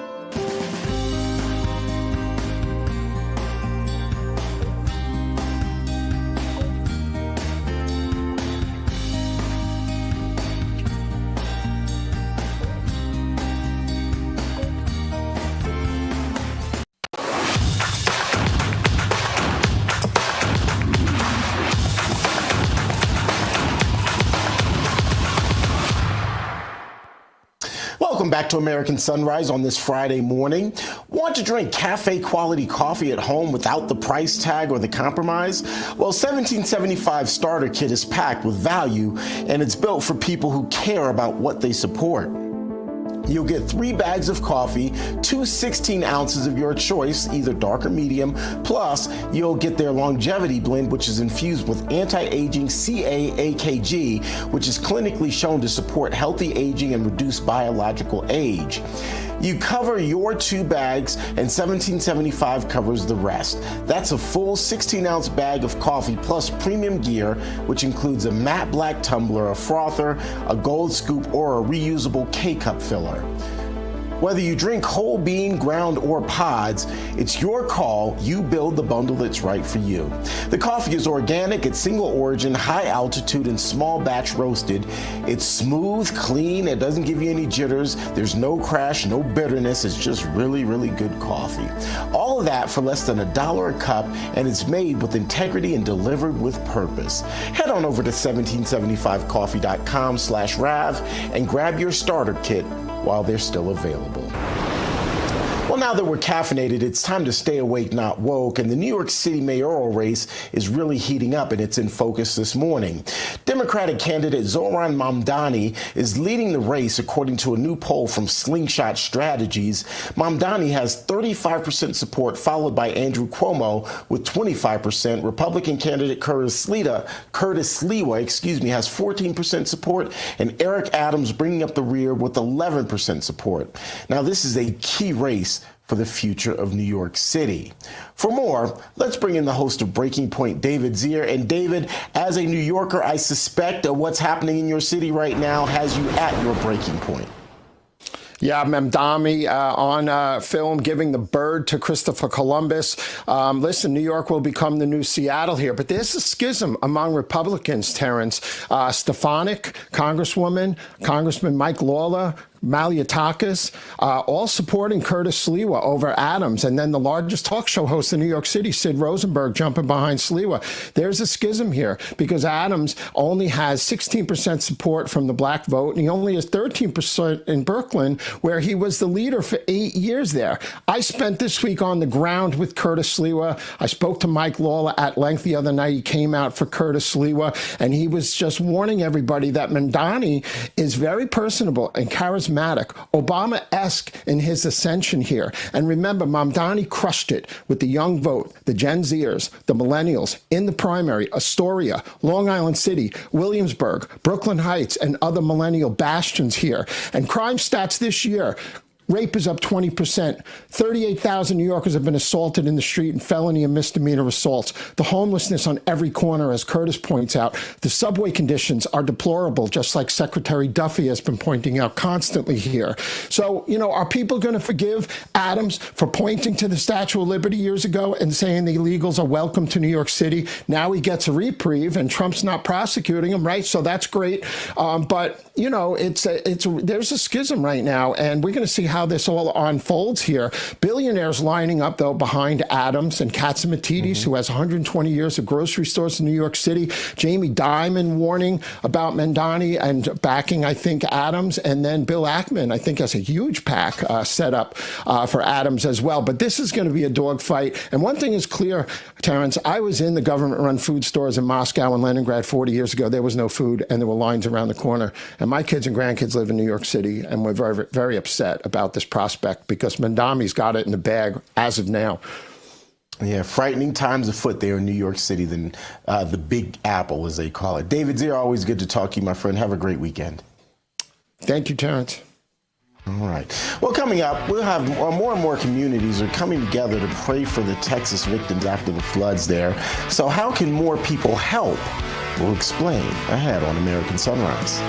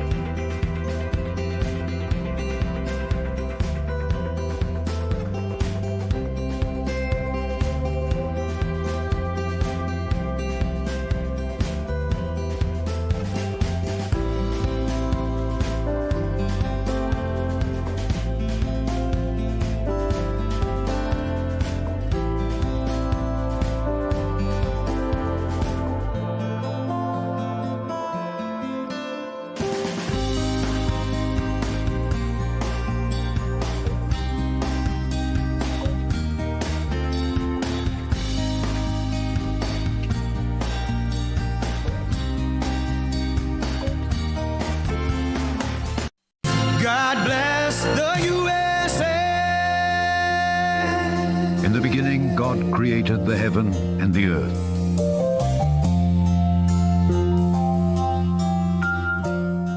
All right, welcome back to American Sunrise. Happy Friday. It is time now for our moment of faith, brought to us by Lee Greenwood and the God Bless the USA Bible. In focus today, more and more communities are coming together to pray for the people of Texas. Here's a prayer vigil at the University of Texas at Austin. Take a look. This week has left us undone. The tragedy in near Kerr County has led us to feel the kind of pain that brings everything to a halt. The emptiness that quiets every room. The confusion that leaves us asking difficult questions that we don't have simple answers to. We grieve innocent children who should still be here, laughing, playing, and growing up. Friends who had plans for next weekend. Campers who are just beginning their lives. And families that have been shattered without warning. We don't understand why this happened. And we are not gathered here expecting to find all of the answers. We're here because the people we lost mattered, and they still do. So tonight, we ask you to draw close. To every family aching, to every heart broken, to everyone trying to hold it together for someone else, we ask you to bring comfort. For more, let's bring in the executive director of the Providence Forum and senior producer at Coral Ridge Ministries, Dr. Jerry Newcomb. Dr. Newcomb, I'm sure you have a message to the people of Texas. Well, basically, it's a message of hope, and you can see this in all the different Christian groups. It's primarily Christian groups that are coming in from all over the country in order to provide relief. And what I find so fascinating about this is that this happens over and over and over with these different tragedies. And this really was an incredible tragedy. I read one commentator who said something like, this is once in a century type of flood. You know, I read another part where this man said, I was there at a local RV and I saw the rushing water. He said he was a veteran, had been in, combat situations, and he said nothing frightened him as much as seeing those waters rush so fast. And so our hearts and our prayers go out for these people, but I'm just so glad for all the different groups that are pouring in resources and money and prayers and so forth to help with the victims and help them pick up their pieces, even local churches. I mean, even this studio is housed at Coral Ridge Presbyterian Church, and Coral Ridge Presbyterian Church on their own website, if you go to it, crpc.org, and you can find Texas Relief. Boom, there it is. Give and given away, in which, the money's going to help these poor people. So I'm just grateful for this outpouring of faith. And in the meantime, I also want to say there's an incredible amount of comfort that people receive through genuine faith. I mean, all the things that happen to us in this life, especially if you are, in the Lord, the promise from God's word is this: all things work together for good for those who love God, for those who are called according to his purposes. And we know, for example, at that camp, these were people who were dedicated to Christ. Look how the manager of the camp even died. He risked his life to help others and died in the process. Yeah. Well, God bless him, and God bless his memory, and God bless all those people in every way. And I've been shocked to see some of the negative comments, almost like, oh, well, if you had voted the right way, you could have controlled the weather. And that's just a false political promise. And it's not true. What is true are the boots on the ground that are helping in the name of Jesus to bring relief for these hurting people. Dr. Jerry Newcomb, thank you so much for being with us today. Thank you. Have a good weekend. Back with the second hour of American Sunrise just after this. 2 minutes. Stick around, guys.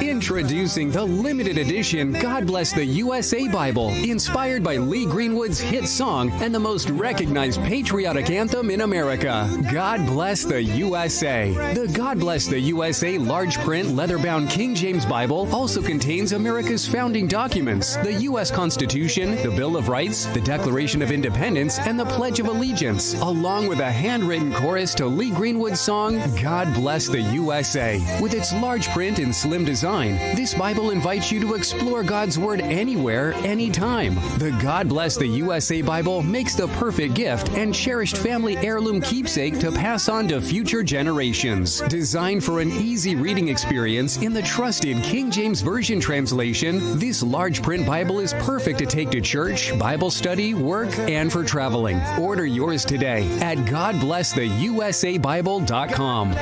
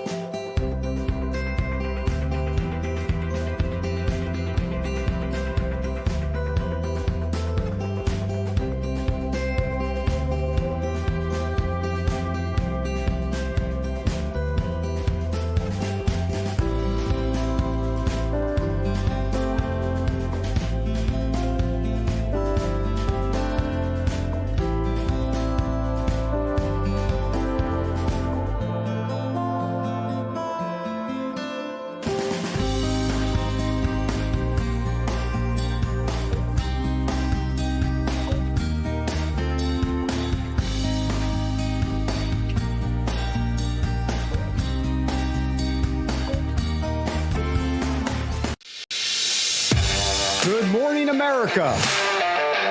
Welcome to American Sunrise. Whether it's culture, we have breaking news to share with you. Politics. President Trump is joining us live now from Florida. We've got you covered. This is what it looks like to be a patriot. We have to protect the American family. The American dream is still alive. I'm David Brody. I'm Terrence. And I'm Dr. Gina. Welcome back, everybody, to the second hour of American Sunrise. I'm David Brody, coming to you from D.C. Let's bring in Dr. G in West Palm, T. Bates in our Denver newsroom. It's Friday. Thank goodness it's Friday. By the way, the Turning Point USA's Student Action Summit, that's exciting. It's getting underway this weekend. Gina, I heard that Jasmine Crockett will not be speaking. I know a lot of folks are really sad about that in Tampa. I know. Yeah, I'm sure that's true. Yeah, I think I'm headed there right after work today and be checking it out and able to report back on Monday what's going on. But we've got a lot of people there on the ground already, and it's going to be an exciting weekend. So are your kiddos going to be, I would imagine your kiddos are going to be attending. Will any of them be speaking? I know they're very politically involved. They are all involved. I can't even keep up, honestly, with what their schedules are, Terrence. I have enough trouble with my own. Even my husband's there. And so the rest of us are headed there, as I said, right after we get off air today, as a matter of fact. Very nice. Tampa's a pretty cool place. It is. Just it's really a cool quickly, city. the last time I was in Tampa, I ran into Ric Flair, the former wrestler. It was at a bar. I was actually eating. He was at the bar. But I was like, is that Ric Flair? Sure, Terrence. I really was. I was eating. But Ric Flair was at the bar, and he was very cool. I introduced myself, and he spent some time. It was a very nice experience. Anyway, let's turn back to what's really important. Turning Point USA's Student Action Summit kicking off. If you're upset that you can't make it to Tampa for the event, don't even worry about it. Rav has got you covered. This weekend on Real America's Voice, it's the Student Action Summit, live from Tampa. Join thousands of young patriots and hear from Donald Trump Jr., Secretary Kristi Noem, Charlie Kirk, Steve Bannon, and Jack Posobiec. 3 days of energy, inspiration, and bold voices fighting for America's future. Don't miss it. Only on Real America's Voice. All right, let's bring in RAV correspondent Bo Davidson. He is there at SAS, getting ready for all the big events that kick off. Hey, since you guys are in Tampa, if you happen to see Ric Flair, I just want you to do me a favor, run up on him and go, woo! If you do that, I will give you $20. Easily done, Terrence. Well, it's good to be with you here live in Tampa. Terrence, I was here first in 2021. And it's a pretty amazing experience to be eye-open to Turning Point USA. And you mentioned seeing Ric Flair. I kind of hoped I would run into Baker Mayfield, the quarterback of the Tampa Bay Bucks, who is a great believer in Christ and has said some really, really wonderful things in terms of proclaiming the kingdom of God. But if I do see Ric Flair, Terrence, I promise I want that $20 because I will do that. And it really is a who's who in terms of the speakers list. And this is all about really grooming. And I've said this in the past. It's about grooming the next generation of conservatives. It is. And, you know, when you come here, I'll admit this, Terrence, you know, there was no Turning Point USA when I was a college kid. So I didn't have that sense of community. I was an actor, I was a singer, I was a performing artist. And the thing about performing artists is they do kind of band together. There's one problem, though, is that most of them have been, you know, brainwashed into leftist groupthink. So you're not able to really be a true conservative or really speak your mind when you're in that artistic community. Unfortunately, the same applies today, minus other people like Kirk Cameron, Kevin Sorbo, people of that sort. So I didn't have this when I was a college freshman or sophomore, junior, senior, and you have it now. So when I see these kids all throughout this weekend being able to absorb, to have a sense of community, to understand the why they believe what they believe, I'm inspired by it because I wish I had had it then. I mean, fortunately, I just kind of found my own path, really. But the fact that they have this now gives college kids, even their parents, a lot of courage. Absolutely. All right, so what are you most excited about the weekend? There's a lot to take in. There is a lot to take in. Honestly, you know, Tucker Carlson will be speaking. I think that'll be interesting. Secretary Kristi Noem will be here as well. Hoping we'll get you an interview for that. We'll see. Sam Sorbo will be here a little bit later, and her son Braden. Braden has written a book on masculinity, which I think is excellent. But you've also got Pete Hegseth, Tom Homan, Donald Trump Jr., Russell Brand, Savannah and Todd Chrisley. A lot of people are going to be addressing a lot of the issues that are facing our young people, giving them, again, courage, hope, community, support, encouragement, all the things that college-age kids and even younger need to hear because they're going out into a world of wokeism where they're going to try to be brainwashed by professors, by their colleagues, and by the community. So this is a great thing. Bo, always good to see you. Enjoy the weekend, my friend. We'll be checking in with you throughout the weekend. Thanks so much for being with us this morning. Thanks, Terrence. All right, of course. All right, folks, now let's turn our attention back to some of the other big stories of the day. We want to talk about the FBI investigation of James Comey and John Brennan over their handling of the Russiagate probe. There's no love lost between the president and those two men, and the president was pretty blunt about it. James Comey and John Brennan now under criminal investigation related to the Trump-Russia probe. Do you want to see these two guys behind bars? Well, I know nothing about it other than what I read today, but I will tell you, I think they're very dishonest people. I think they're crooked as hell, and maybe they have to pay a price for that. I believe they are truly bad people and dishonest people, so whatever happens, happens. Joining us now to discuss that fight is Robert Charles, but I call him Bobby. He's a former Navy intelligence officer. He also served in the Reagan White House, a former Assistant Secretary of State to his many, many, many titles. He is now leading the field to become Maine's next governor. Bobby, good to see you, my friend. Terrence, always great to talk with you all. Talk about what you just heard there, kind of the infighting, and do you by chance have any inside baseball on the investigations into Brennan and the others? You know, I don't have any inside information, but I will tell you that I wear 2 or 3 hats. You know, in my past life, I was a congressional investigator for 10 years. I was an intelligence officer for 10 years. You know, at the end of the day, I look back on this and I say what's happening here is accountability 101. What should be happening is actually finally happening. We're doing reach back. The Department of Justice is asking for DOJ essentially asking FISA to give up information that will perhaps lead to criminal action against these guys. We live in a world in which things move so fast that we often think, no, we'll never get back any level of accountability. These people will just go off scot-free. And there's certainly plenty of rumors as to what happened. I mean, one of the things that is suggested is that Brennan may have reached outside the law to go to one of the Five Eyes, one of our allies, in order to possibly get surveillance done on the Trump campaign, and then reached around, because you can't do that under U.S. law, of course. Politically motivated investigations of a political opponent are completely illegal. So, maybe that's what he did. It's pretty clear that there is a nest of problems that have to be unpacked, and I just am glad that they're starting to unpack them.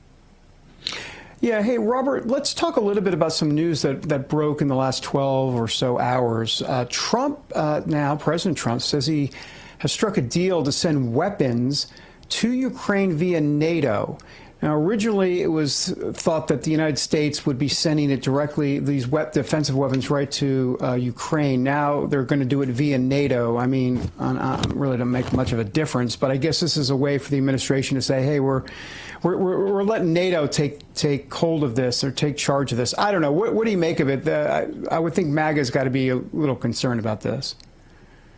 I mean, I guess right off the top of my head, two or three things. First, it uppowers NATO. It gives NATO relevance at a time when, they're looking for relevance. They're looking for an opportunity to play a lead role. I think it also suggests that Trump is going to continue to put pressure on Putin, although indirectly. And finally, I think it gives a signal to the world that we're engaged. I mean, I think one of the most remarkable things that's happened under Trump is you have true engagement, creating what amounts to deterrence all over the world, whether it's the Middle East, this, Russia-Ukraine conflict, or even in the Far East. I mean, I think what we're witnessing is that Donald Trump is fully engaged 24/7, and if there were 25 in every 7, 25/8, he'd be that guy. I mean, he is completely engaged. Line has sort of stopped me dead in my tracks. Democrats gloat as MAGA world explodes over Epstein files.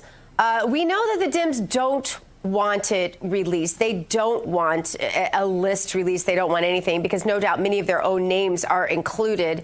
But they seem awfully confident that it won't ultimately be released, because they've now begun chiding President Trump on the matter at this point. Joel Payne, who's a Democrat strategist, said, "Good luck managing the monster you created," pointed, of course, at President Trump. Who is really to blame here, and what is the answer to repair this fissure that seems to have occurred in MAGA? I can't give you the solution to fissures in the political movement, but I can say accountability 101 is what Americans want on everything. So when you have a criminal case like that one, they want accountability. They want to know if political actors were involved with him. If you have a situation like the FBI and the Russiagate issue, they want accountability. They want. I mean, this is what everyday people want. They want to have the truth out in front of them. They don't want to be deceived anymore. They don't want to be misled anymore, and they don't want people to bury things, whether it's accountability at the FBI, whether it's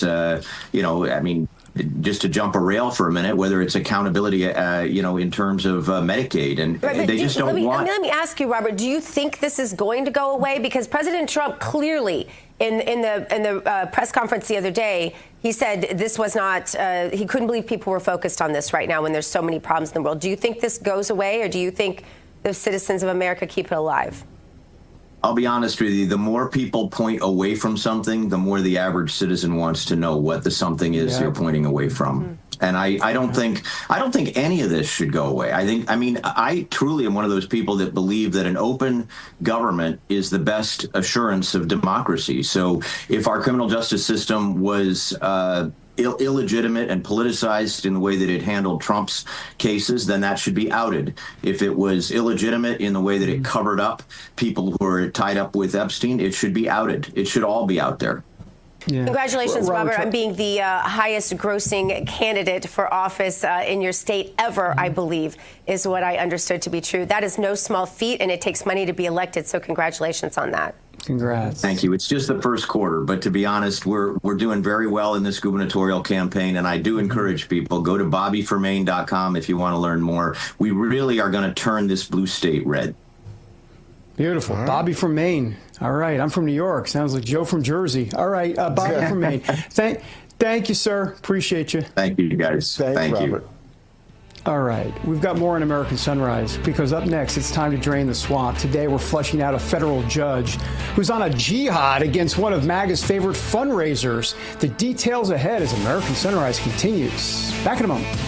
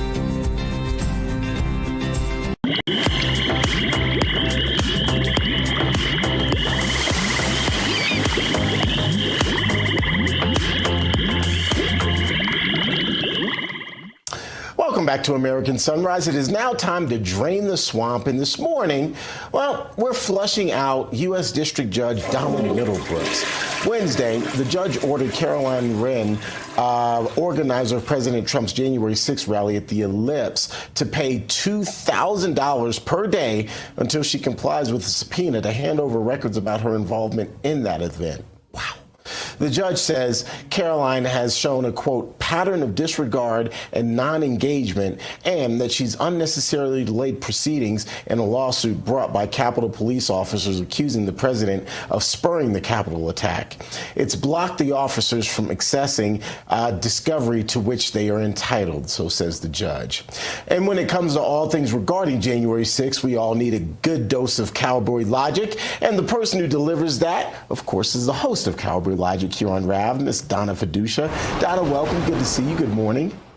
Terrence, all I can say is, oi. That's all I can say is oi. I mean, and the chutzpah of this guy, because at this point, the whole situation is just ridiculous. The judge is threatening her because that's where the money is coming from.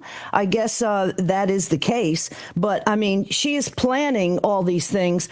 She's part of the planning commission, but there's so many people that plan all of these J6 events, I shouldn't say J6 events, Trump rally events. They had a permit, and for a while there, they didn't even allow the permit to be shown. Steve Baker from The Blaze finally got hold of that permit. But she plans, she fundraises, she does that, and they're going for the money. That's obviously what they want to do. But I want to know what planet this judge is on. I mean, this totally takes chutzpah, guyons, because the only people withholding holding access to the 44,000 hours is the Capitol Police Board. And we've talked about this in the past. They actually have more power than most members of Congress. They have control over anything on the Capitol grounds, including the footage, the cameras, the body cam footage, all of it.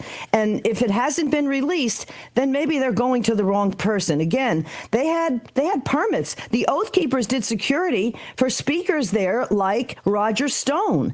Enrique Tarrio, Proud Boy, got 22 years and he wasn't even on the Capitol grounds. So, I mean, this is just insanity. They're trying, these judges have total Trump derangement syndrome. They believe the gaslighting that's been going on for the last 5 years. By the way, speaking of Enrique Tarrio, we had him on a few weeks ago.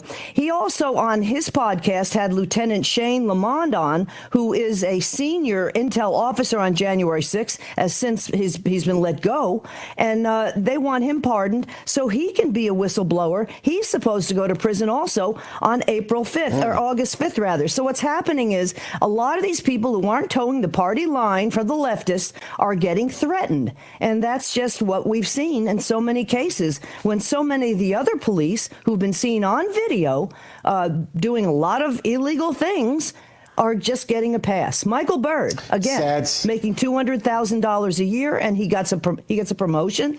Come on. Right. Sad state of affairs for sure. 30 seconds. Let me know what's in the barn party this weekend. What you guys got going on?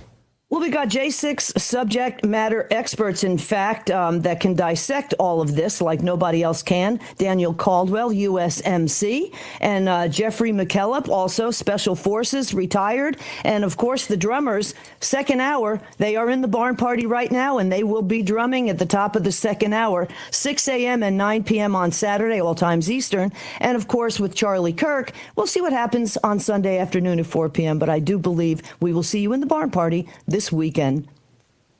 Well, since you've got drummers, I'll just say this. The beat will go on one way or another. Absolutely. Absolutely. There you go. See you guys. Donna, always good to see you. Give Don a big old hug for me. Talk to you guys later on. Okay. All right. Up next, we're headed to Wall Street for the opening bell and for a dose of dollars and common sense with Rav's Jake Novak. Stick around.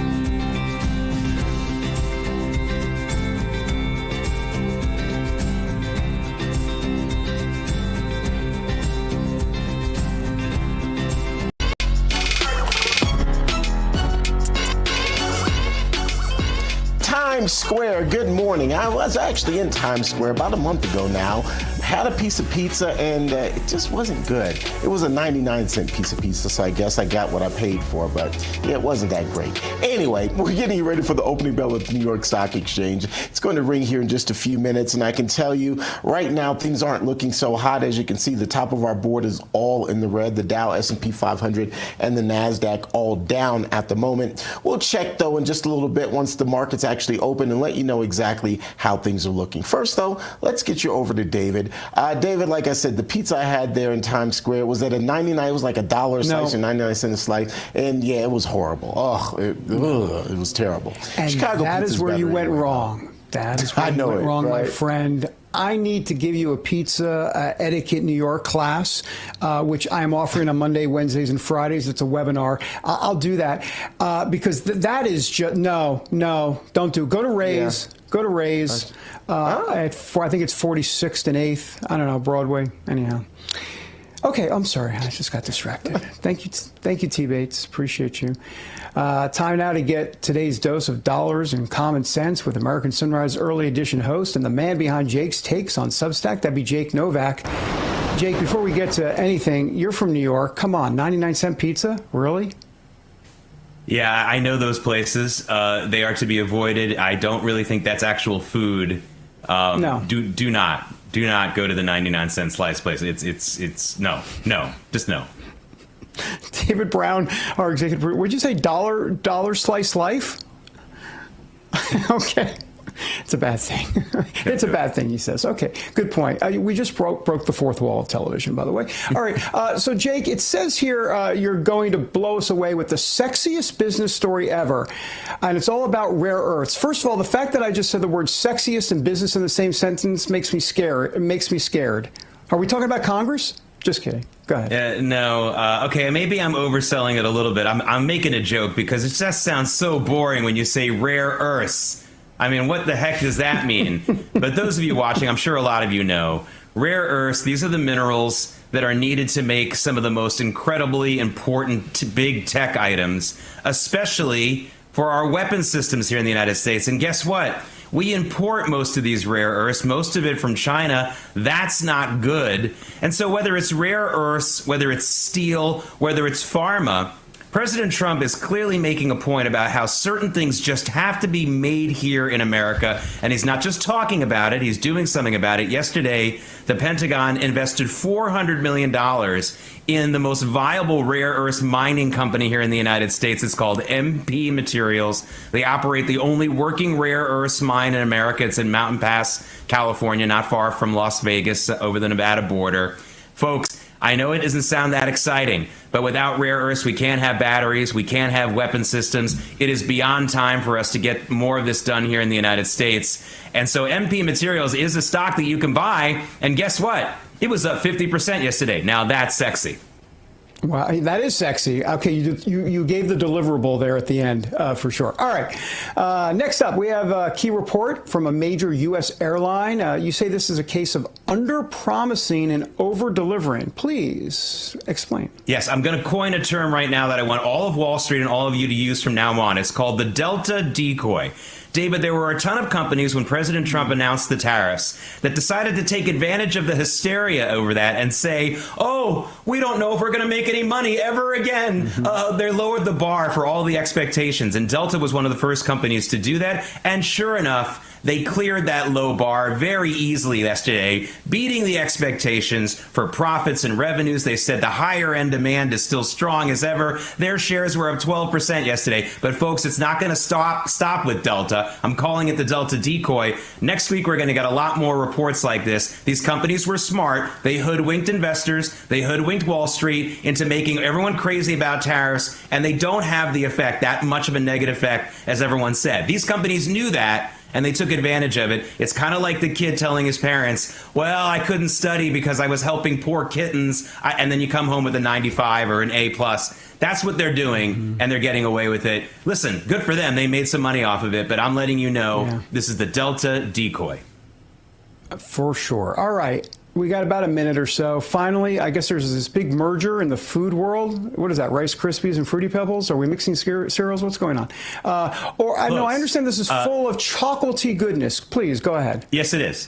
Yes, Ferrero, which is the Italian chocolate maker, bought WK Kellogg yesterday for just $3.1 billion. This is all those cereals you love. Now, this means we're going to get chocolate bonbon cereal with 900% of the sugar that you're supposed to get every day. I'm all for it. But all kidding aside, cereal is just not as popular in America anymore. So it was cheap, and you knew they were going to get bought by someone. The Italian chocolate makers buy it. Hey, if someone had to buy it, I guess it's okay that they did. Yeah, for sure. By the way, on a separate note, we got 10, 15 seconds or so. You got a favorite cereal? I'm just curious. We're delving into the personal life of Jake Novak right now. Well, it's not good for me, and I haven't had it in years, but my favorite cereal is still Apple Jacks. But remember, you got to soak it in milk before, because those little cinnamon crystals will rip your gums out. But it's worth it. It's worth every bite.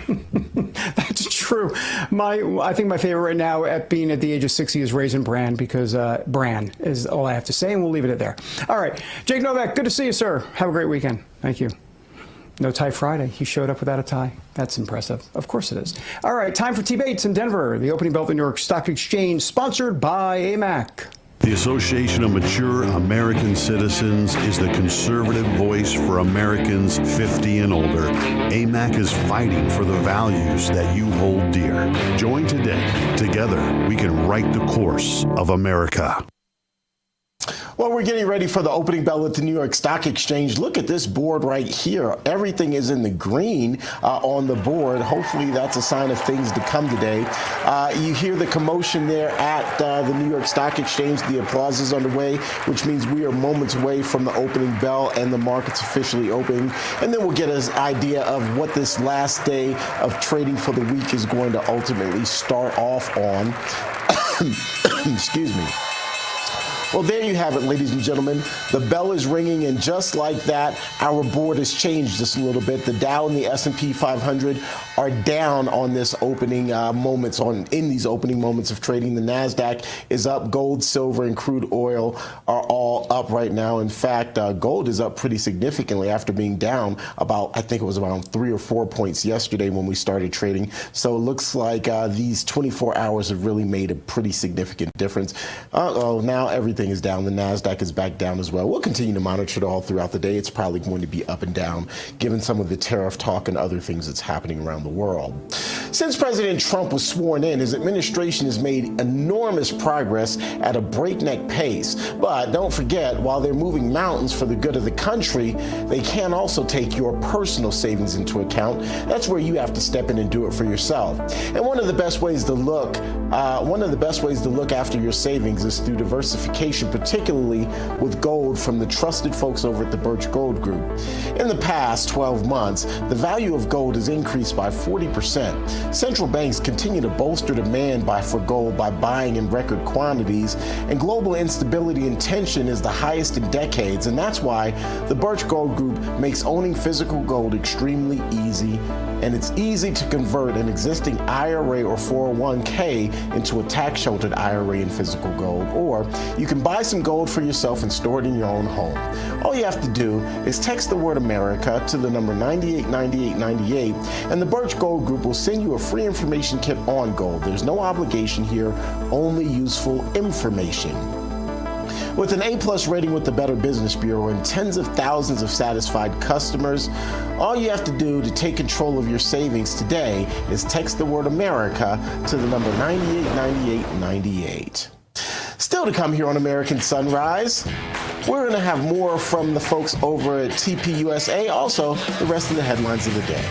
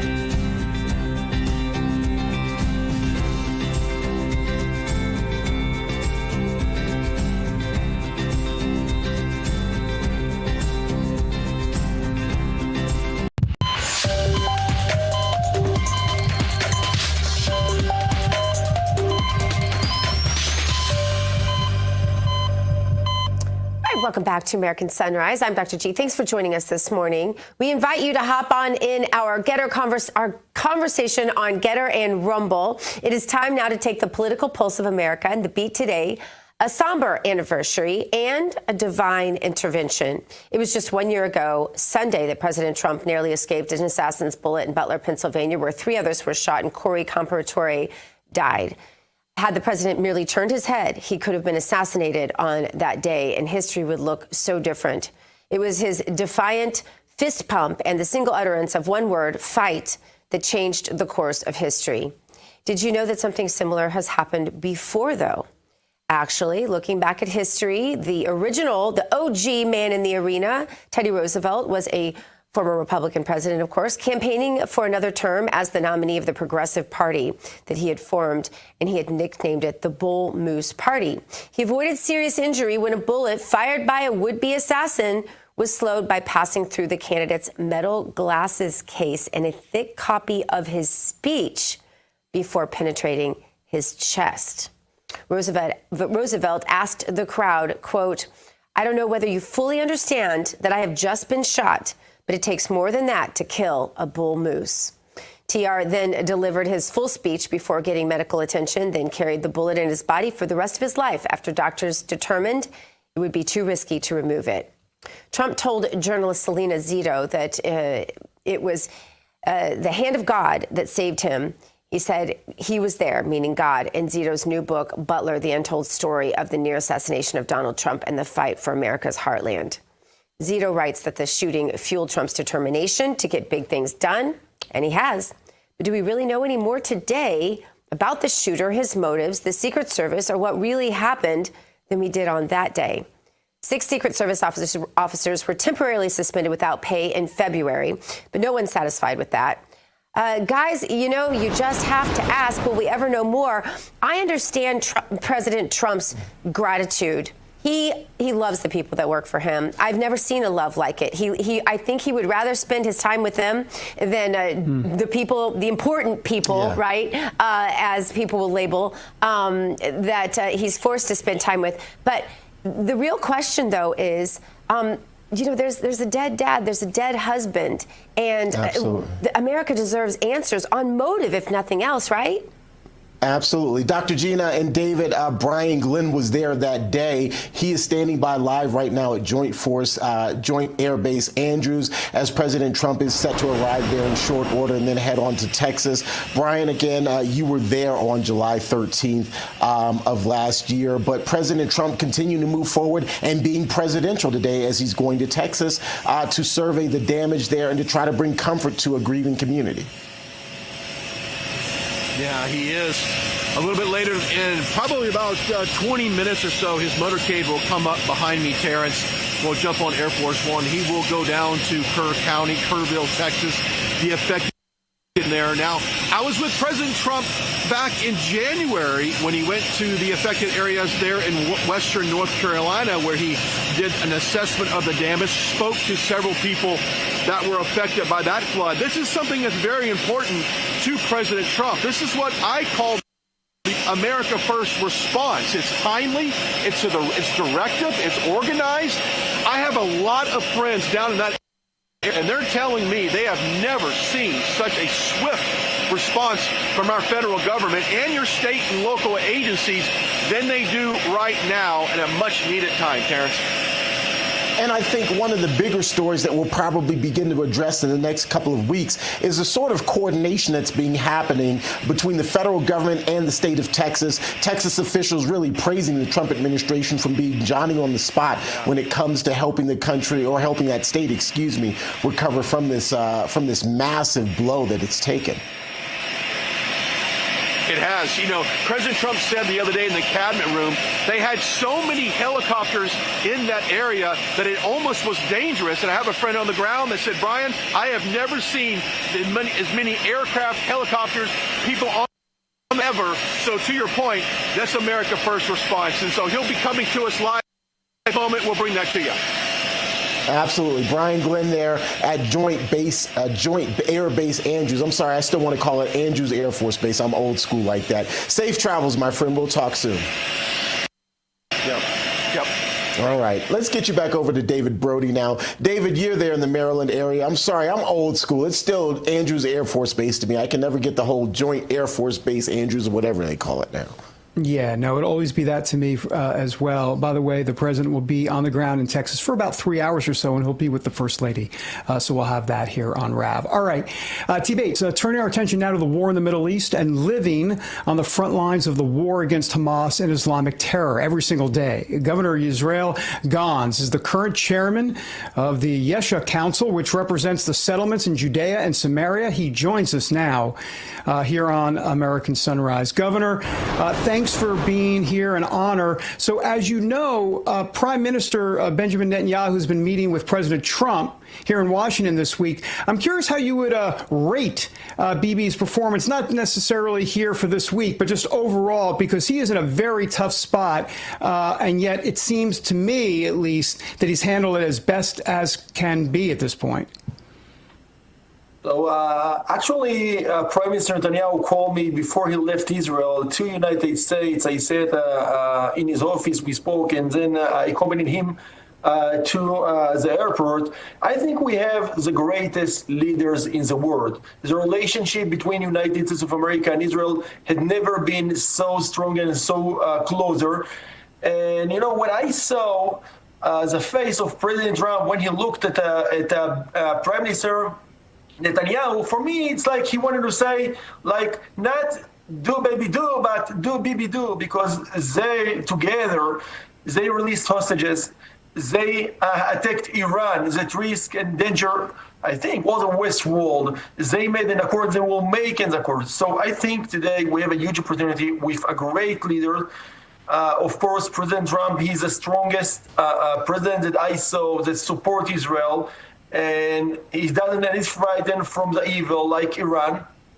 And I think today, look, yesterday, one of our residents, one more, today he was a 57th soldier that fell in Gaza. We have to fight with Hamas. We have to defeat Hamas. Yesterday, when I said with the widow, I promised her, we together will do that. And I think we have the leaders, President Trump and Prime Minister Netanyahu. They will not give up to terror. And this is very important in my mind. Yeah. A lot of rumors abound, and one of the things we've heard out there is that you might want to be the prime minister one day. There are whispers not only in Israel, but in Washington, D.C. as well, that you might be next in line for that position. Can you confirm that? It'd make great news on our show. We'd love that. So we are believers.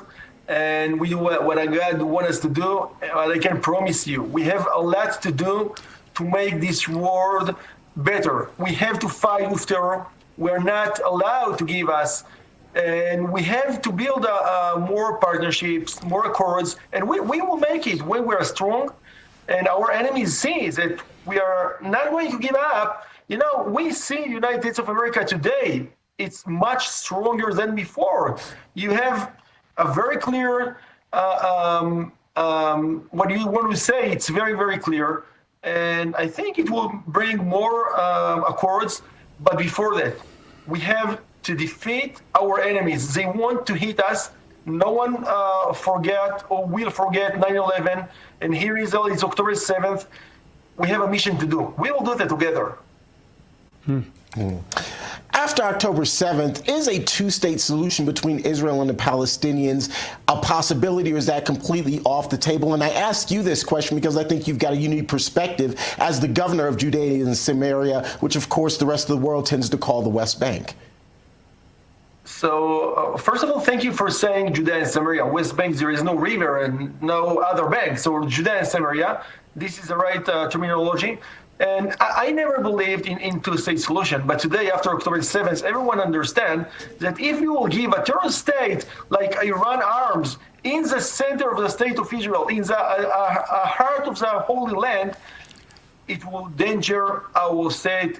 It can be the end of the beautiful state that we have. So today, I think in Israel, everyone understands if it will be a terrorist state in the heart of Israel, so the center of the state, like Jerusalem and Tel Aviv, can be like Be'eri and Fraz, and the videos that we are looking right now that happen in South can be happen in the center of the state of Israel. It will never happen. We will never let it be. And no, only one state, only one Jewish state in the world, and only one state in Israel, the Jewish state. Governor, thank you so much. Stay safe. And just so you know, you can make any and all announcements right here on our show. We'll always give you the floor to do that. Thanks for being with us. If I can add one more sentence, I want to tell you that my residents feel your hug. You know, we're hearing the noises from the world about people that blaming us about what are we doing in Gaza. But we know and we hear your voices. It's so important. God bless you. And I hope our relationship will continue to be so strong. We have and we will make history. Wonderful. Thank you, Governor. Absolutely. All right, back here in America, tax day may have passed, but for millions of Americans, the real trouble just beginning. If you missed the April 15 deadline or still owe back taxes, the IRS is ramping up enforcement. Every day you wait just makes things worse. So over 5,000 new tax liens filed every single day, and the tools like property seizures, bank levies, wage garnishments. The IRS is applying pressure at levels we haven't seen before, and increased administrative scrutiny means collections are moving fast. But there is good news. There's still time for the Tax Network USA to help. Self-employed or a business owner, even if your books are a mess, they have you covered. Tax Network USA specializes in cleaning up financial chaos and getting you back on track fast. Even after the deadline, it's not too late to regain control. Your consultation completely free, and acting now could stop penalties, letters, and even surprise levies before they escalate. Call 1-800-905-8000 or visit tnusa.com/RAB. You may have missed April 15, but you haven't run out of options. Let Tax Network USA help before the IRS makes their next move. All right, coming up, it's time to spill some tea. And who is in the cup today? You guys in the American Sunrise chat. My chat buddies are. No kidding. Find out why when American Sunrise returns in just 2 minutes.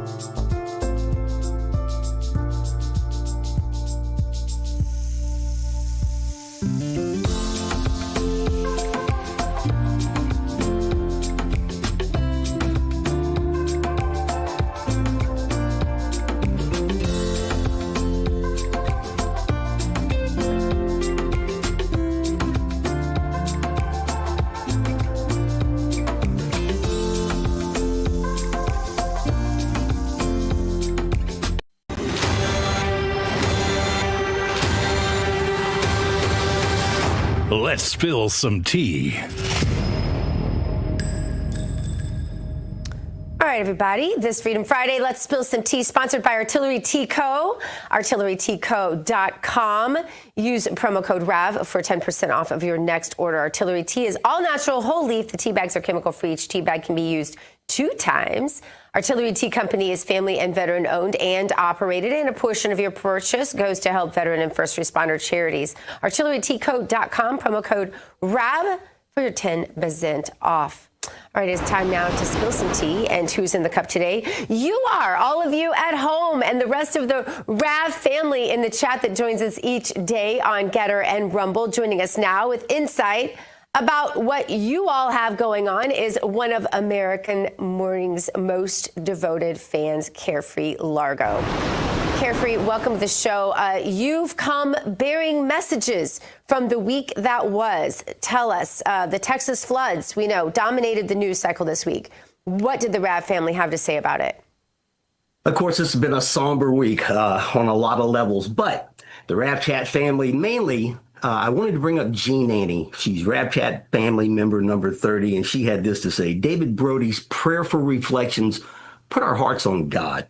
Thank you, David. And, you know, that sentiment was carried forward all week, directed at David, of course, and all the hosts at RAV, as the RAV family seeks solace through God moving forward in this crisis. As they tend to always do. It amazes me. Even when there's great disparity among opinions out there, usually it always is brought back around to, hey, God's still on the throne. And that even goes back to where we had essentially no president when Joe Biden was the resident of the United States. All right, the Epstein-Bondi conversation also was hot in our chat this week. I was all into that. What type of feedback have you seen from the chat that struck you? Okay, so you start off by saying, can't read that, can't read that, can't read that, can't read that. Yeah, there's some of that. Free speech is a thing. Well, not that free. Atomic Luck 195, fantastic in the chat, says, do you think Epstein would have really been stupid enough to leave a client list just lying around for anybody to find? Now, I want to follow that up on my own by saying, I remember it being reported that Miss Maxwell had a little black book when she was in court going through all her travails, and that black book today remains in evidence. Now, I don't know if that's true. Maybe you do. If it is true, could that in fact be the little list, the client list that everybody is freaking out about? Yeah, no doubt about it. Listen to you, fact checking. I love it. I love it. All right, you had more comments on that, though. I do, because Terrence Bates actually said that Pam Bondi is under fire from MAGA for the handling of the Jeff Epstein case. And he hit the nose on the head, because people are extremely upset about that. Of all the things that were said in chat, my buddy SEAL Team said something that really jumped out. He noted we should pay attention to how deadly quiet the Democrats are being on the whole Epstein case. And, you know, when you look through everything, he's right. They have had not much to say on this particular situation. That's the best one I had on him that I can read. You know, my favorite thing about walking around town and, you know, when people say, oh, I recognize you, I watched your show. And they always say, almost without exception, you know, my favorite thing about the show is they'll say your moment of faith, your Lee Greenwood Bible series, your prayer that you guys pray before the show, your Bible verse every day. What did our viewers have to say about our coverage of faith and inspiration this week? No, I got to tell you, people greet you differently from me. They still use my high school nickname, which was, oh, that guy. Our RAV family lives on faith and inspiration. And this week, I just wanted to point out Zayn5725. He says, if you don't see the hand of God on Trump, your eyes are shut tight. And I believe it. You know, so I think sometimes angels wrap their wings around us so tightly we just can't see them. And I got to tell you, Elizabeth, our ultra nuclear MAGA Elizabeth in chat, just wanted to say thank you, American Sunrise cast and crew, for all you do. You actually have a fabulous show. I'll tell you what, we actually have a fabulous audience, and that chat is so much fun. And if you're not in it, get in it. And the humor abounds. I mean, the jokes they're next level. This audience, I'm not kidding, could outright any one of those nighttime comedy shows by far. But Carefree Largo, we appreciate you being with us today and updating us on the chat. This is a fun segment. Love to have you back. Thank you so much. Thanks a lot. All right, it's still to come on American Sunrise. It is time for our Sunny Side Up. It has been a big week and a little more sunny. We could all use it. We'll be back in just a moment. And it's Puppy Friday. Don't forget that. Got that too. Back in a moment.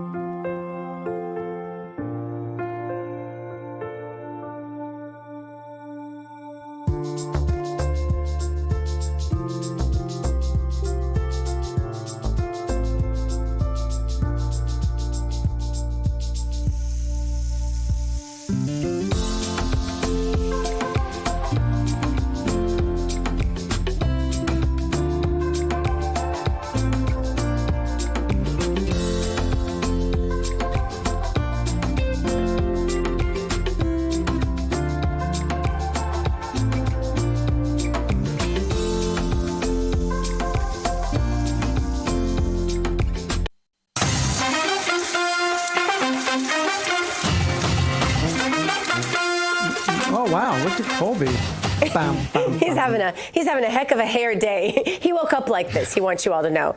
Welcome back to American Sunrise. I'm Dr. G. Thanks for joining us today. It is Puppy Friday. That's why we have Colby sitting here, who's been sleeping for 2 hours on the sofa beside me, as he does every day all the way through the show. And it's hard to wake up when you've been sleeping for 2 hours, but always ready to give kisses. In the pan today, Turning Point USA Student Action Summit kicking off. If you're sad you can't make it to Tampa for the event, don't worry. Ravage your ticket to attend. Check it out.